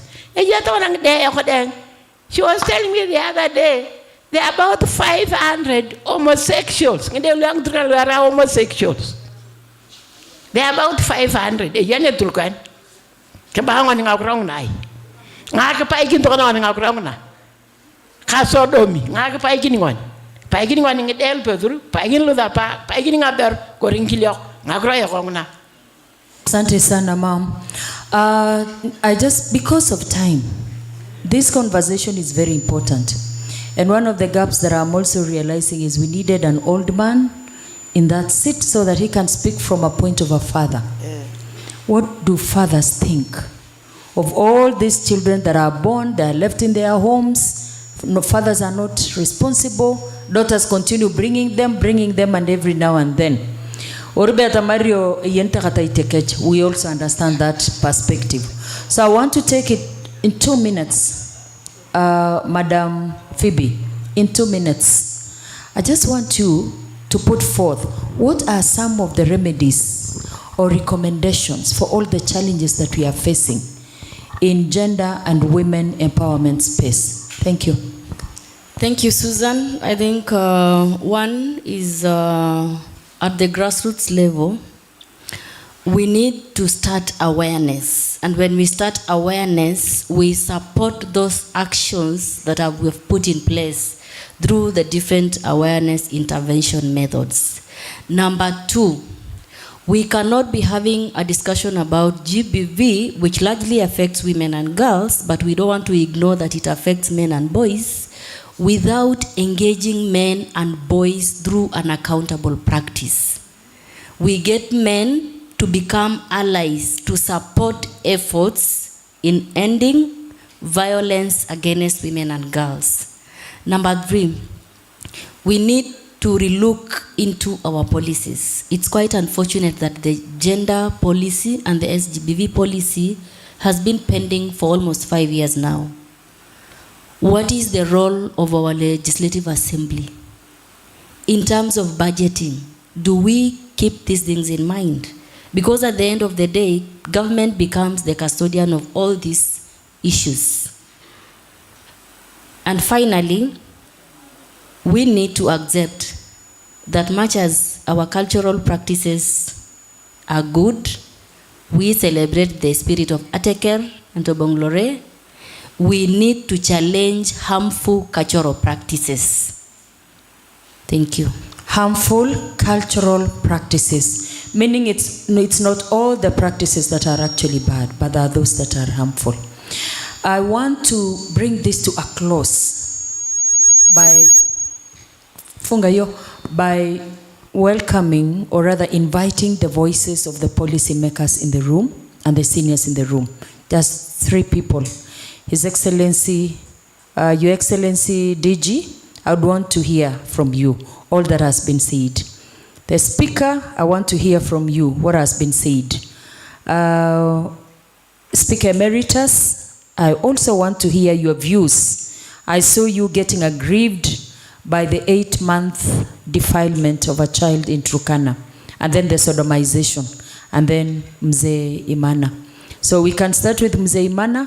We go to Speaker, no, we go to, in any form. Forgive me. Okay, very briefly so that we can get to the next session.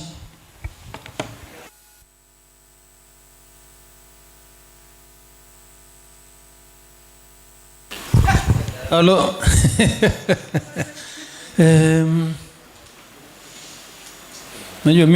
I'm shocked because you can see what my generation is. All these things we are talking about here were not there during our growth.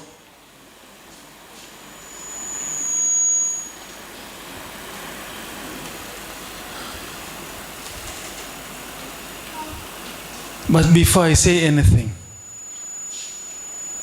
I wanted to pose a question. All these things, statistics, the concern, polling, are just said here. Is it known to the leaders of Turkana? Is it known to the concerned women in Turkana? Is it known to all of us? Or these statistics are not known to us? Because if they were known, then we should have now rise up and do something. I'm so surprised. Thank you for getting surprised. Thank you for getting surprised, Papa. Begin your exam. Agtuara keneringa. Okay. Kuna concern that finger is pointed at the parents. Parents know that their sons and daughters are going to the church when the nini addressed quarter, the way you said. They know they go to nightclubs until morning. They know their son has impregnated about 5 daughters of other people. What is the role of parents? What's the role of parents? I cannot believe Turkana leading in the country, because this used to be a decent society, the way Pauline had just said. Because if you are born out of wedlock, you are not recognized, you are just something half so. That's why everybody was careful those days. And that's why I was saying here, for those who are in this seated in this room, their children, most of them out of wedlock.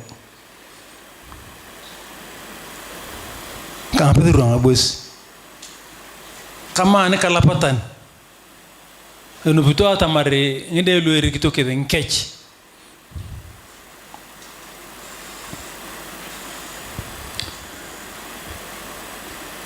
Should we continue keeping quiet? We have to look for something. We have to look for the way of harmonizing the law we are using now, modern law, and what Turkana used to be.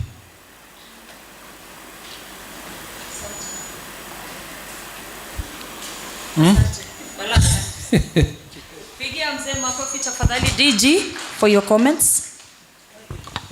Asante. I can see you've become emotional, and I hope we can take that conversation to the trio of men and to the council of elders so that we can demonstrate to them how serious things have become in Turkana.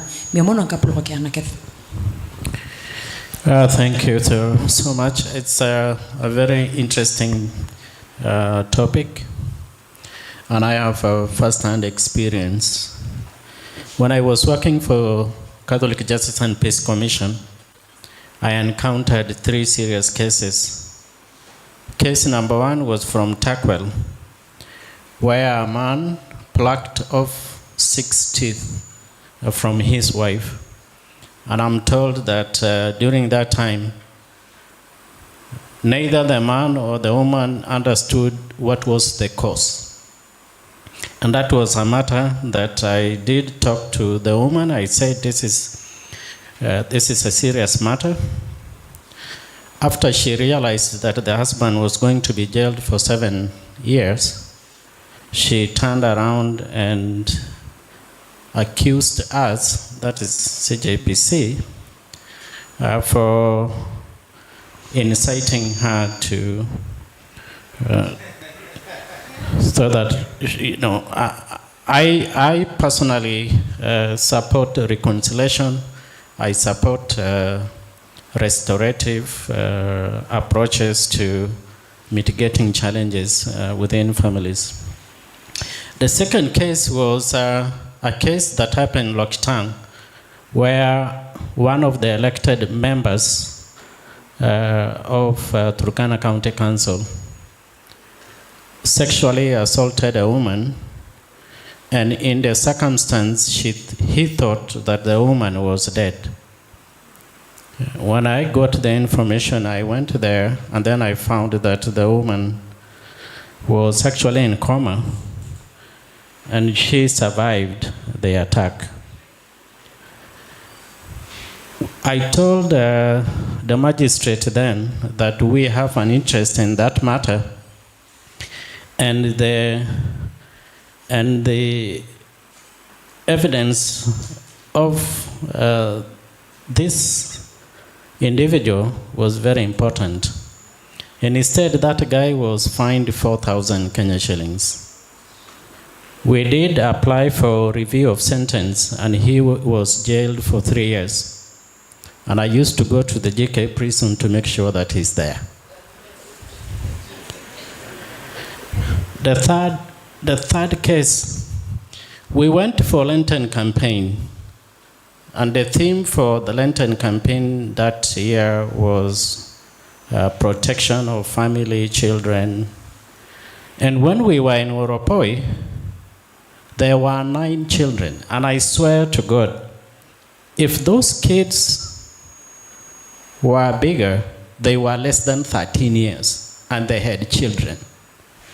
And when I had to change the subject, I was with Eunice Majuma. We changed the subject to talk about child protection. Na mimi niliongelesha hao wazee. In fact, they told me Turkana, kingitingidengu lubernie bobokintea nikozi. So these things, these issues are real. And because of that experience, Eunice Majuma and myself pushed for the creation of women's program under Catholic Justice and Peace Commission. And we also pushed for the Child Protection Office to be established in Lodwar. So this is what I want to say. I am happy HMI2 and other Turkana professionals are taking a keen interest in this matter because it is important.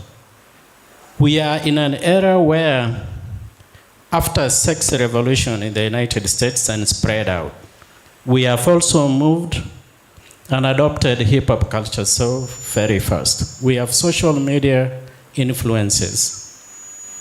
We are not even talking about brain development of our children, because this is the information that our parents don't know, that the only cells of the brain of a growing person before they reach 21 years, 22, 23, 24, 25, when it matures, the only brain cells that are active is fun, sex, alcohol, trying all these kind of things. This is the education that we need to have. And the fact that we are confining this education and not discussing issues to do with the sex, sexuality and all this, it continues to make it difficult for us. The other thing which I wanted just to mention, gender is a mainstreaming issue that cuts across all programs. Most of our facilities, Madam Phoebe, they have GBV sections. Some of them are active, some of them are not very active. I am very keen in ensuring that the one-stop shop that is going to be receiving some additional funding is going to be completed. And we are working with the county assembly to ensure that the policy on those issues are put. But I want to say one thing. Our unique circumstances require us also to adapt to something that addresses the unique circumstances that we have, including protections that are geared towards the refugees in this, that's in the county. Finally, I wanted just to say that we also need to be very careful on the terminologies that we are using.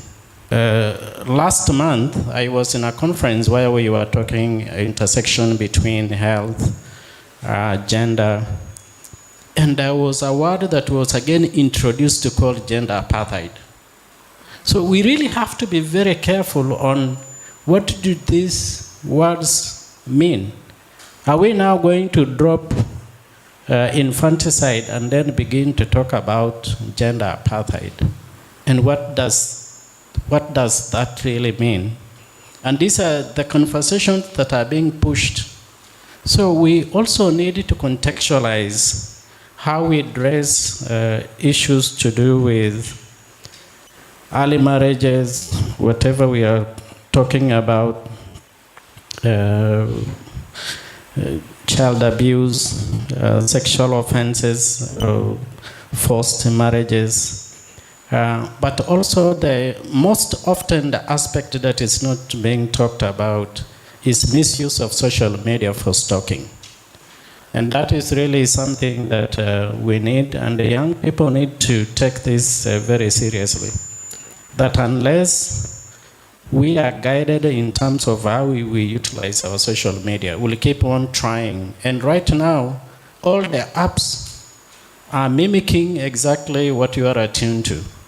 So the AI and all these new innovations in terms of software that we use is intended to mimic what is important to your brain so that you continue being hooked there. So let's try to see how we can use social media appropriately so that it helps us to address some of these issues. Maybe I will stop there.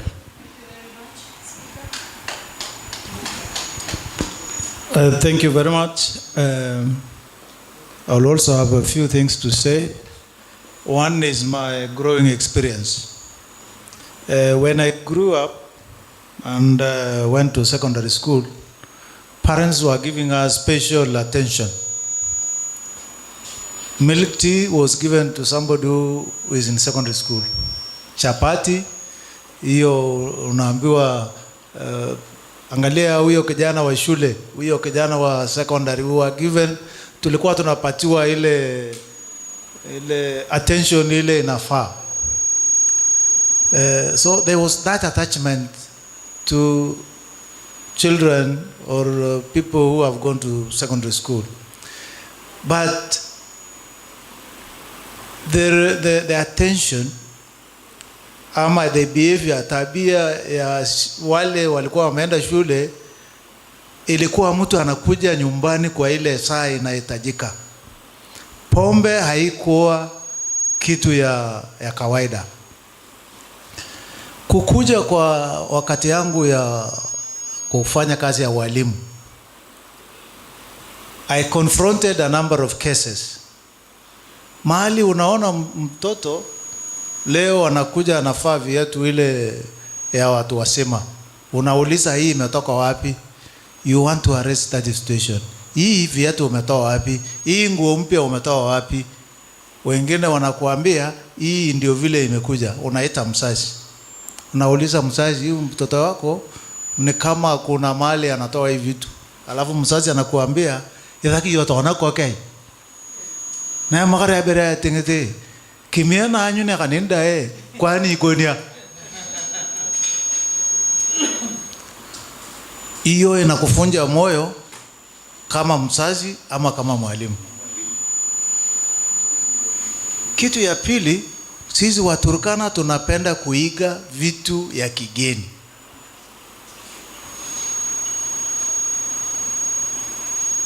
Akamate purot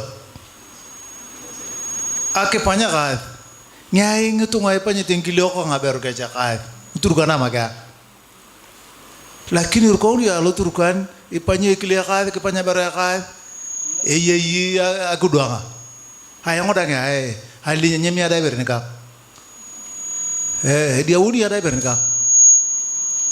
Sasa na idea yo berenkoni ani nyokolo kudire mngoni siete muna mo bereng di wana gni obe to yana tamari gognere lakini mere akuduanga mamutani iduanga ko longe di rukitere ara ko lo nyu duanga te ya ketia gaga lakini kuduanga te jikito ni unete to ini te wape. Sasa akuduanga ngana alotoni angde. People, our children want to go different, both boys and girls. When I come to town in the evening, I have asked myself this question severally. Jioni ukitoka town, unaona wafulana wanaenda rural. Lakini ile group inaenda town jioni ni wasichana. In 5 in 10, in 3, in 4. Sasa nauliza mtu, kwani watoto wetu wasichana wana nini town tena jioni? Si mimi nafikiri saa hiyo ndio wanatakana kwenda nyumbani. They go to town. Just do that survey. Siku moja tu toka town jioni around 5, 6 utaona. Kwa hivyo sisi tunaiga zaidi. Kukosana tunaiga zaidi. Na tumeongelea mambo ya wasichana sana. Vijana wetu pia wako na wafulana wako na shida. Mambo ya kwenda Quintos hizi matown, kuna wakati wale artists wasanii, kuna mwezi wanakuja 6 wanakwisha mara moja, pikipiki si kuwawa si nini. Hiyo yote ni kutosikia na kutoona what am I supposed to do. So ni kama hata sisi wazazi tumejisahau. Kitambo tulikuwa tunasema tukiona mtoto anafanya vibaya tunasema hiyo ni mbaya, na hii inaturudisha kwa sheria. Siku hizi ukiambia mtoto wa mtu hiyo unafanya vibaya, anakuuliza wewe ni nani? Mimi ni mtoto yako. So that is the worst extent we have gone. Hakuna kusikia. Hata wazazi wenyewe wanaambiwa wewe wanaita nani? Samani walikuwa wanaita anzae. Siku hizi kuna kitu wanaita Buda. Mbuyu. Huyu mbuyu anasema nini? Wewe unafikiri unarekebisha, hasa hapo unaonekana wewe hujui ni nini unafanya. Oni analog, ile mtu hajui nini anafanya. Kwa hivyo sisi tukiwa wazazi kwa kiwango yoyote ambayo sisi tuko, ninafurahia kikao hii ya Article 43 kwa sababu imetujumuisha watu tabaka mbalimbali. Kwa hivyo jinsi jana tulisema mambo ya kuhamasisha jamii yetu, ile wale wanaogopa kureport, wale wanaogopa kutoa evidence, wale wanaogopa kusema ukweli, hata ile wanaona, hata hii mambo ya agenda ichukue mkondo huo. Isiwe ni HMITO, isiwe ni county government na national government, iwe ni watu wote. Kwa sababu tunajua kuna wakati pia tulikuwa na early pregnancies kwa county hii. We took an affirmative action kusema kwamba kwa kila sub county, huyo sub county administrator na DCC wachukue jukumu ya kuweka mikutano iende mpaka mashinani na watu wao, structures yao, kuhamasisha jamii. Watoto ni watoto ya shule. Yule mtu yoyote anayepatikana akipatia mtoto wa shule mimba, sheria ichukue mkondo. So hata kwa hii mambo ya gender based violence ni mbaya. Najua samani kwa Waturkana ile kitu ilikuwa inaitwa rape. Mwanaume na rika yake wakitongoza msichana na wanaona msichana ni ngumu na wanataka asiende kwa mwingine, wanakubali hiyo. Sasa wafanye rape kwa ile group, lakini mtu mwenyewe ndio anafanya. Baada ya hiyo anapelekwa, hiyo imekuwa makosa, na asubuhi mali inatolewa. Hiyo wewe unataka kukasana hapa na iwe hapa, lakini hii ya siku hizi inakuwa ni mbaya. Na hata baada ya kufanya hiyo act, ile inaenda kama subject, kama account, kama agenda kwa CSG. Tuongee tutafanyiaje watoto wetu. Hiyo kuiga ndio imeleta hata maneno ya homosexual hapa.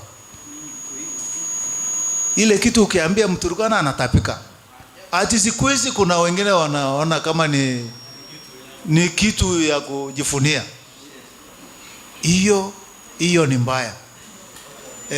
Mambo ya policy,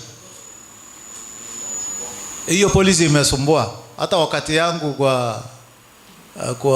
kwa thread tulikuwa na Helen, tulijaribu tukawachia mahali, but kulikuwa na kitu tulikuwa tunaita Gender Technical Working Group.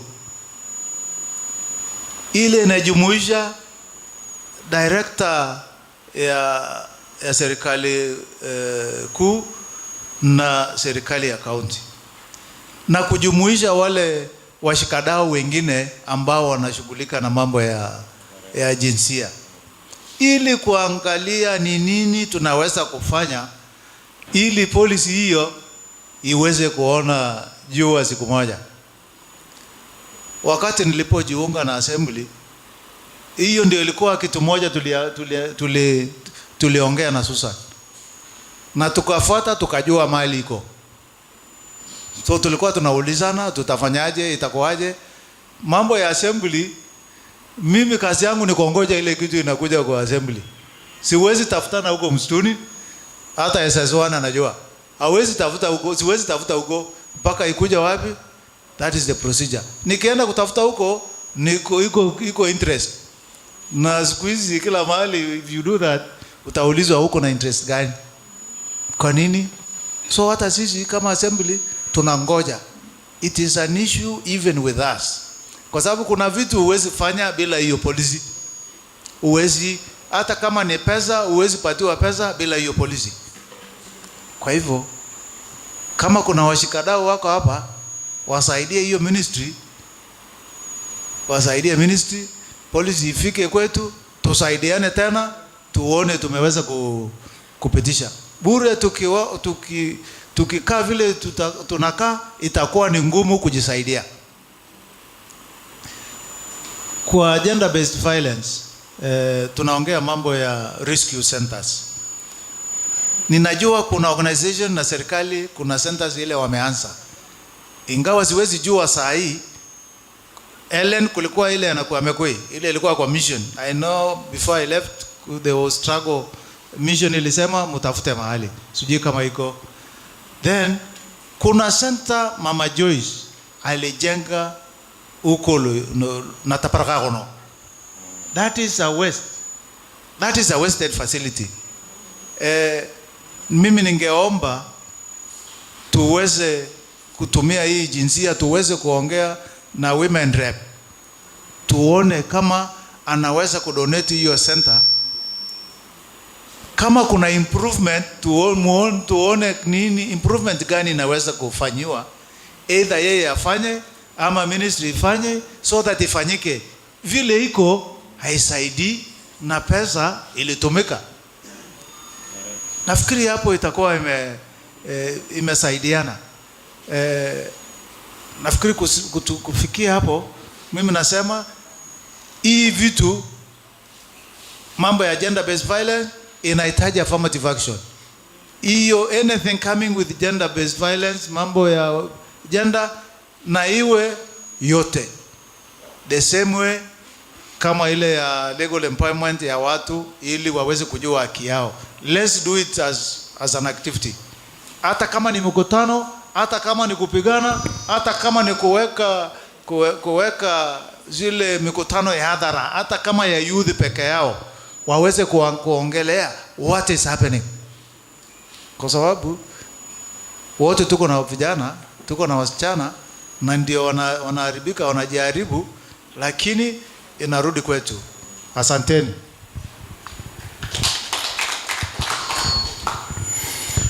I must admit that I'm actually shocked with the statistics that have been given to us today, when the range is from 8 months to age of 90. That's basically cutting across generations. And so I really want to salute Article 43, HMA Ito, and all the gurus in this field, Mrs. Pauline Lokuruka, tutakuita we in the, let me not use that other name, Mrs. Susan Aledia, my own vice chair, Phoebe, and all the panelists, Mrs. Emojo, Hilda Ebey, and of course the Gen Zs and the corner of the senators. And from yesterday, when I was thinking about this subject, basically on legal empowerment, advancing grassroots legal empowerment for rural Africa, increasing access to justice. And one recurring thought in my mind was about the role played by the Justice and Peace Commission of the Diocese of Lodwar. And I think since I don't know I will have another opportunity, it's just good to mention that I commend them for the job they really started. And you can see from the examples, His Excellency the Deputy Governor is the work of that organization when they were there. Of course, I won't forget Mama Roda from Maendeleo and Awake and also from the diocese. I think you guys did a good job in establishing these foundations. To my friend on the left, the Right Honorable Speaker of the County Assembly, and I think the Deputy Governor, on behalf of the Executive, has alluded about policy. I want to remind ourselves that Article 185 of the Kenyan Constitution vests legislative authority in county assemblies, enabling them to create laws for effective county government functions, exercise oversight over the county executive, and approve plans for resource management and infrastructure. Bwana Speaker, you are not as desperate as the impression you are trying to create. Through the structures of the assembly committees, you can actually ensure that the executive has gotten that policy. It's a requirement through the committee that can demand. So you remember the days of Bamba 20 in this unakula kavu.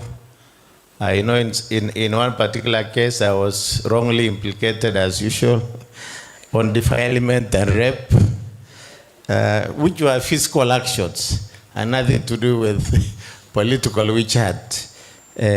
So this law is there and we need to know. And I would just encourage the rest of us who are here. This is an eye-opener.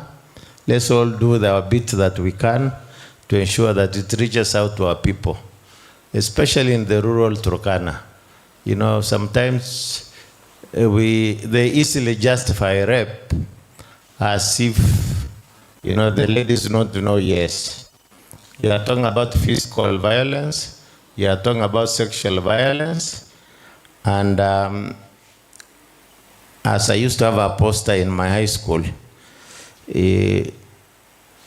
wife battery used to be a sport, but now it is violence. 2, we need to check our children on social media. A friend of mine was telling me yesterday that he has no TV in his sitting room. Then I reminded them, as long as the children have smartphones, they have laptops for schoolwork, those gadgets are still available for children to be influenced. And so we need to look at this kind of things. There are countries now, by the way, and this is one of the national discourse that we are proposing. There are countries now that are thinking seriously whether children, while still in school, should be given those gadgets for use until you reach a particular age, literally almost the age of maturity. Thank you. Thank you very much.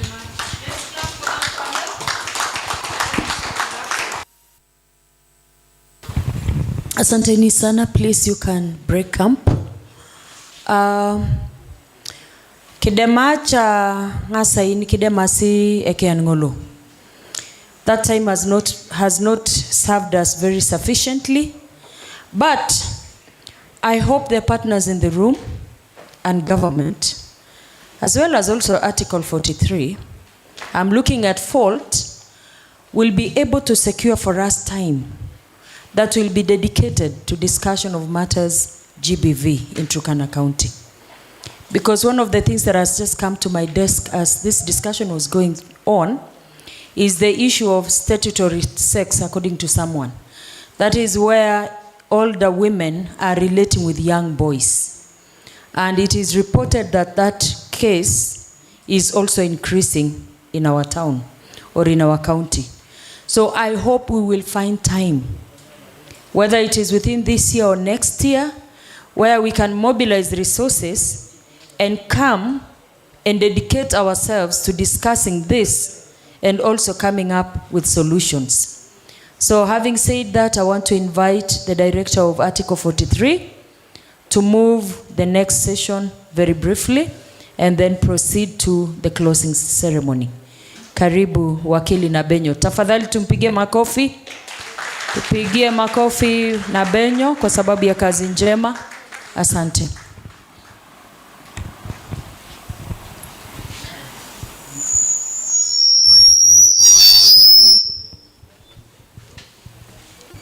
Okay, asante sana Madam Susan HSC. I have them right. I was supposed to present a summit outcome document to the audience. So we go through it and adopt it as the declaration of this first edition of the East Africa Legal Empowerment Summit. However, that is not ready. I've actually been trying to work on it while juggling with many other things here and there. So we will have a summit communique, which is a document we are going to circulate even to the media. And the plan we have is that we will have an event report. Tutakuwa na report ya all the deliberations tumekuwa nazo. I've actually made sure that all the speakers who presented give us their speeches, which they delivered. And Professor Lumumba already has delivered his to me. Speaker Emeritus Ekwedoro amentumia pia yake, and many others. And even those who had not reduced theirs to writing, we will get you from all the recordings from the film work that is being done by our official partners. So we'll compile a report, and in the next edition of the summit, we're actually going to take stock of what it is we discussed here, and then we take over the conversation during that time of the summit. So for now, I don't want to belabor the point.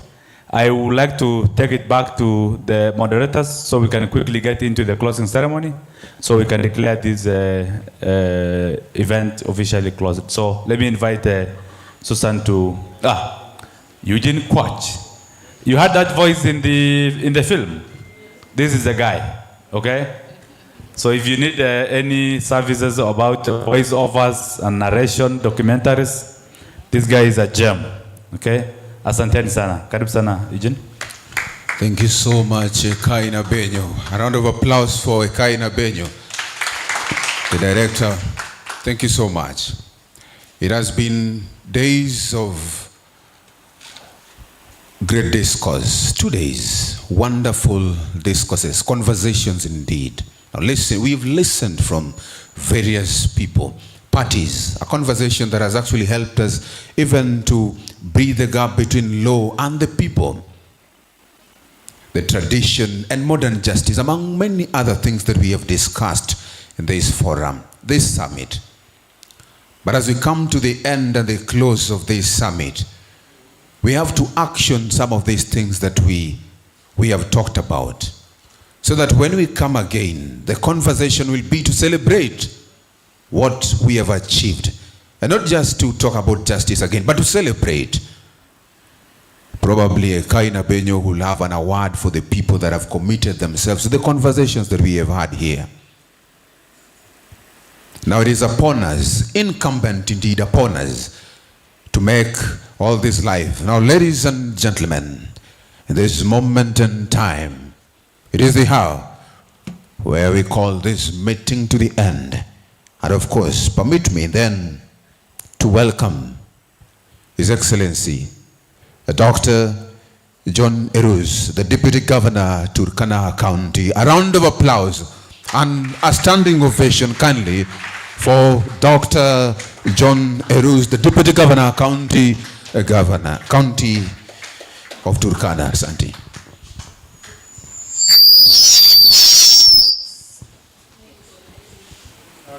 Be seated. I don't know whether I'm making final remarks. All right. I want to acknowledge our senior SS1 Ekwe Thuro, speaker wetu, James Lokioto, and all the people who are here. Number one, I want to thank our Director of Legal Services, who is the Director of Article 43, for organizing this summit. This summit builds on the aspirations that we have built towards ensuring access to justice here in Turkana. We have had a long story of ensuring that we have systems and shaped our community justice systems to incorporate principles of law, social justice, and responsible customary practices that has evidence of ensuring that they shape social order in the community.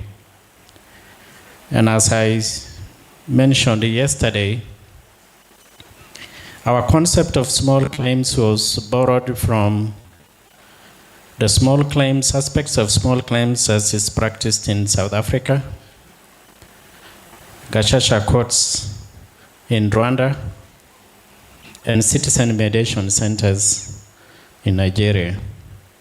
Those experiences are the ones that made us sit down and think whether we can use that as a way to educate our people, even understanding what it means to become a citizen of a country. And through those initiatives, we published a small book called Nationhood and Belonging, and we incorporated that as part of the paralegal training that we gave to those groups. Today, I want to celebrate that pioneering work has led to recognition of small claims courts, and we have small claims courts here, alternative justice systems here. But I want to continue to appeal to you that these systems that we created are underutilized. We pioneered something that is recognized by the Constitution, and currently they are underutilized. Perhaps that is one of the things that I would like to encourage Article 43 to pick it up so that we can continue those conversations within our villages. Number two, I am really encouraged with your participation of all the issues that came up here. And that brings me to also the issue of public participation as enshrined in our Constitution. Not only in terms of what the Constitution gives us, but also our strong engagement as citizens in public policy engagement and also participation in actions that guide management of the resources of this county. I am hoping that the summit communique would also position these things so that we can continue to enlighten our communities on what it means to participate under Article 10. Turkana, as we all know, is very unique. We border 3 international countries. and we cross the borders. And the issues to do with what will be agreeable community justice within this region is really key in terms of enhancing increased interactions and also recovery of livestock that is stolen. This is one of the things that we would like to build on, and we have organizations that are cross-border organizations in which Article 43 can work with in collaboration with the Turkana County government and national government, so that we can strengthen Kimoromoru to incorporate aspects of justice. I'm not going to stop. The subject of gender-based violence is something that will continue discussions. And I just remembered a third year university student at Kenyatta University went home and asked the parents what they are going to have for Christmas. Na wazazi wake walimwambia yeye, wewe umekuwa msichana mkubwa, wewe pia enda tafuta kitu ulete for Christmas. The second thing that I also want to mention is what the speaker did mention. It is not proper for me to mention the names of the schools, but because it was part of our publication, it will be necessary for me to mention. Natukwabenyo Girls Primary School is one of the girls' school where watoto wa hiyo shule wakifunga, yani wakitoka jioni wanaenda kulala kwa kambi ya polisi, na kutoka kwa kambi ya polisi wanaenda shule. And the parents used to get between 300 and 500 shillings. Eunice and I were there for 2 weeks to talk to the parents. And exactly what the speaker said is the response we got. Numa adigare yangu nae ngedike na rekinja doa berene kupuade. Na tone unete ze pucho yatorodo alway. And that is also, but again, we are talking about children. We are talking about children. Today, and that was like 15, 20 years ago, we're still having the same conversations. Data is very important because it involves us what we need to do. But as the county government leadership, we are very clear in terms of how we are building the protection mechanisms for vulnerable groups in our community. And we have directed our village admins, our community health promoters, all the structures of the county government and the structures of the national government to be the first line responders for issues to do with gender-based violence. And we will continue to work through various channels and groups to ensure that we continue to sensitize communities on issues of protection. Lastly, on behalf of the Turkana County Government, its leadership, Honorable Governor Lomurkai and myself, I really want to thank you and thank the contributions of the Office of the County Attorney. And we would like to continue to have these conversations to cover key programs, not only that are involved with the public participation, but also with those that are directly connected with access to services. And we will continue to support gender-based rooms within our health facilities. And this financial year we have allocated 2.1 billion Kenya shillings in all healthcare support programs, and that includes ensuring that personnel that support various specific interventions within our health centers are fully supported. So I want to thank facilitators Susan and all the other people who are here, and all the other speakers who attended this summit.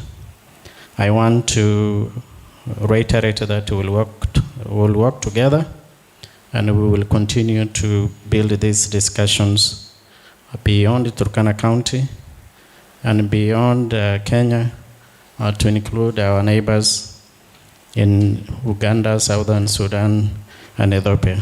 Thank you very much, and may God bless you. A round of applause tafadhali, tusimame tena. Asante sana. Thank you so much, Deputy Governor. Thank you so much. Thank you so much. Asante sana. At this point in time, as you have a seat, tafadhali, let us welcome the Director of LES. That is the Director of Article 43. Karibu tafadhali, as you make your closing remarks, as we have come to the end of this.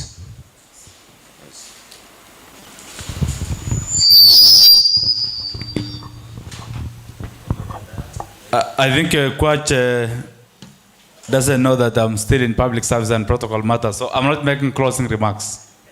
I'm making a vote of thanks. Yes, I want to take this opportunity on behalf of the Board of Trustees of Article 43 International to thank all of you for coming out of your busy schedules and setting time to come and attend the first ever edition of the East Africa Legal Empowerment Summit. When we were planning this summit, some of you may know how heavy it can be to convene such a big meeting. We actually didn't imagine that exactly what we had hoped to achieve in terms of attendance, in terms of day one and day two being almost 50-50. We had no idea that we will achieve this as the organizers. So tunashukuru sana, that has been made possible by the presence of you. I think this is the first meeting in this country, Wacha County, that I have attended where people have stayed up to, can you look at the clock? 18, 19 hours. Saa 12 dakika 20 GMT plus 3. Tujipigia makofi tafadhali. And the reason why I must point that out is the practice has been that we go to meetings even in Nairobi, and yeah, we just tick the box that we went to that meeting. But I think this has been impactful. You must have learned something new from at least one or two speakers. Okay, so as we go back home, as the Bible says, no one lights a candle and puts it under the table. You put it on top of the table, light the world, and spread the message to the rest of all of us. I also wish to take this opportunity to thank the partners who came together, led by Article 43 International, to put together this event. We began organizing this event way back in June, and I think we knocked at 1,001 doors. And those doors opened, 6 or 7. And we thank everybody for the contribution. I also did mobilize a team from Article. So this group, we were 7 in number, I guess. One is not here. This is the team that was in Chikafu. In Chikafu, hao ndio walikuwa kwa ground. Mimi nilikuwa sky team. Nairobi, wapi, meetings, wapi, Lenaola, Prof. These are the people who made it happen, as young as they look. I think without sounding to reply to one of the Gen Zs who was here, this is the better version. This is a testament that there are better Gen Zs who exist even out of the madness that we are witnessing here. Now, unfortunately, very unfortunately, for this particular edition of the summit, we will not be able to reimburse transport for our participants. I really wish we could. Okay? So you will understand us for this particular edition. This one was bigger than big. But we pledge that in the subsequent editions, we're going to go out of our way and mobilize our friends, funders and donors to mobilize enough resources to enable us to reimburse transport and take care of the facilitation for our participants. But I'm sure all the lessons we learned here, in some parts of the world, you actually pay money to get that knowledge. Okay, listening to Professor Lumumba waxing lyricals for 2 hours. In some parts of the world, you pay for that. So that will be an important announcement I thought I would make. But again and again, to thank all of you, we will redouble our effort next time to convene a greater summit, to probably even enable the traveling of those of us who will be going to that place where the summit will be, if it won't be in Turkana County. So we will redouble and quadruple our effort, and we make sure that we will make you proud. Okay? This was more than impactful in my view, and this was in my view a very good success, both for Article 43, for all of you, the Turkana people, because if we were to go the PLO Lumumba way, which is think global, okay, this will be a Turkana brand. Tujipigia makofi tafadhali.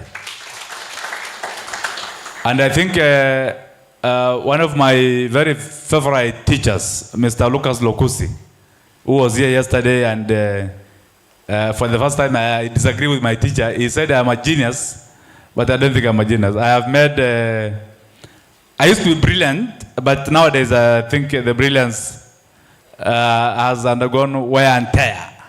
Okay? So I want to thank all of you, my teachers.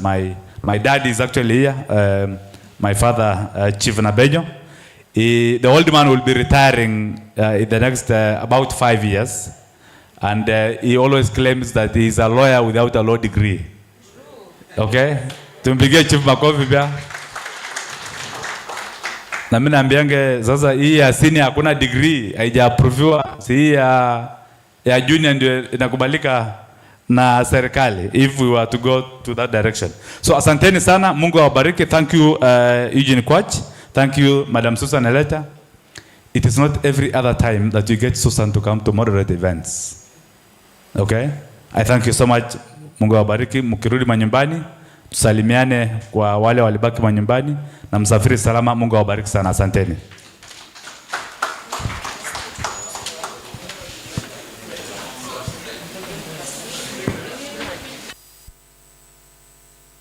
Tunaomba tuombe kwanza tafadhali, before tuondoke tafadhali. Any reverend inside? We have a pastor inside. Tuko na pastor tafadhali. You're a pastor. Aye, let's pray. Baba wetu muomba mbingu na nchi, Baba tunasema ni asante kwa jioni ya leo. Kuanzia siku ya jana hadi leo tumekuwa mahali hapa. Lord, may you bless the planners of this summit. Lord, may you bless the top cream of leadership of this county that are here, represented by the Deputy Governor and the Speaker of the County Assembly and the first Speaker of the Senate that are here, and all the partners that they participated in this function.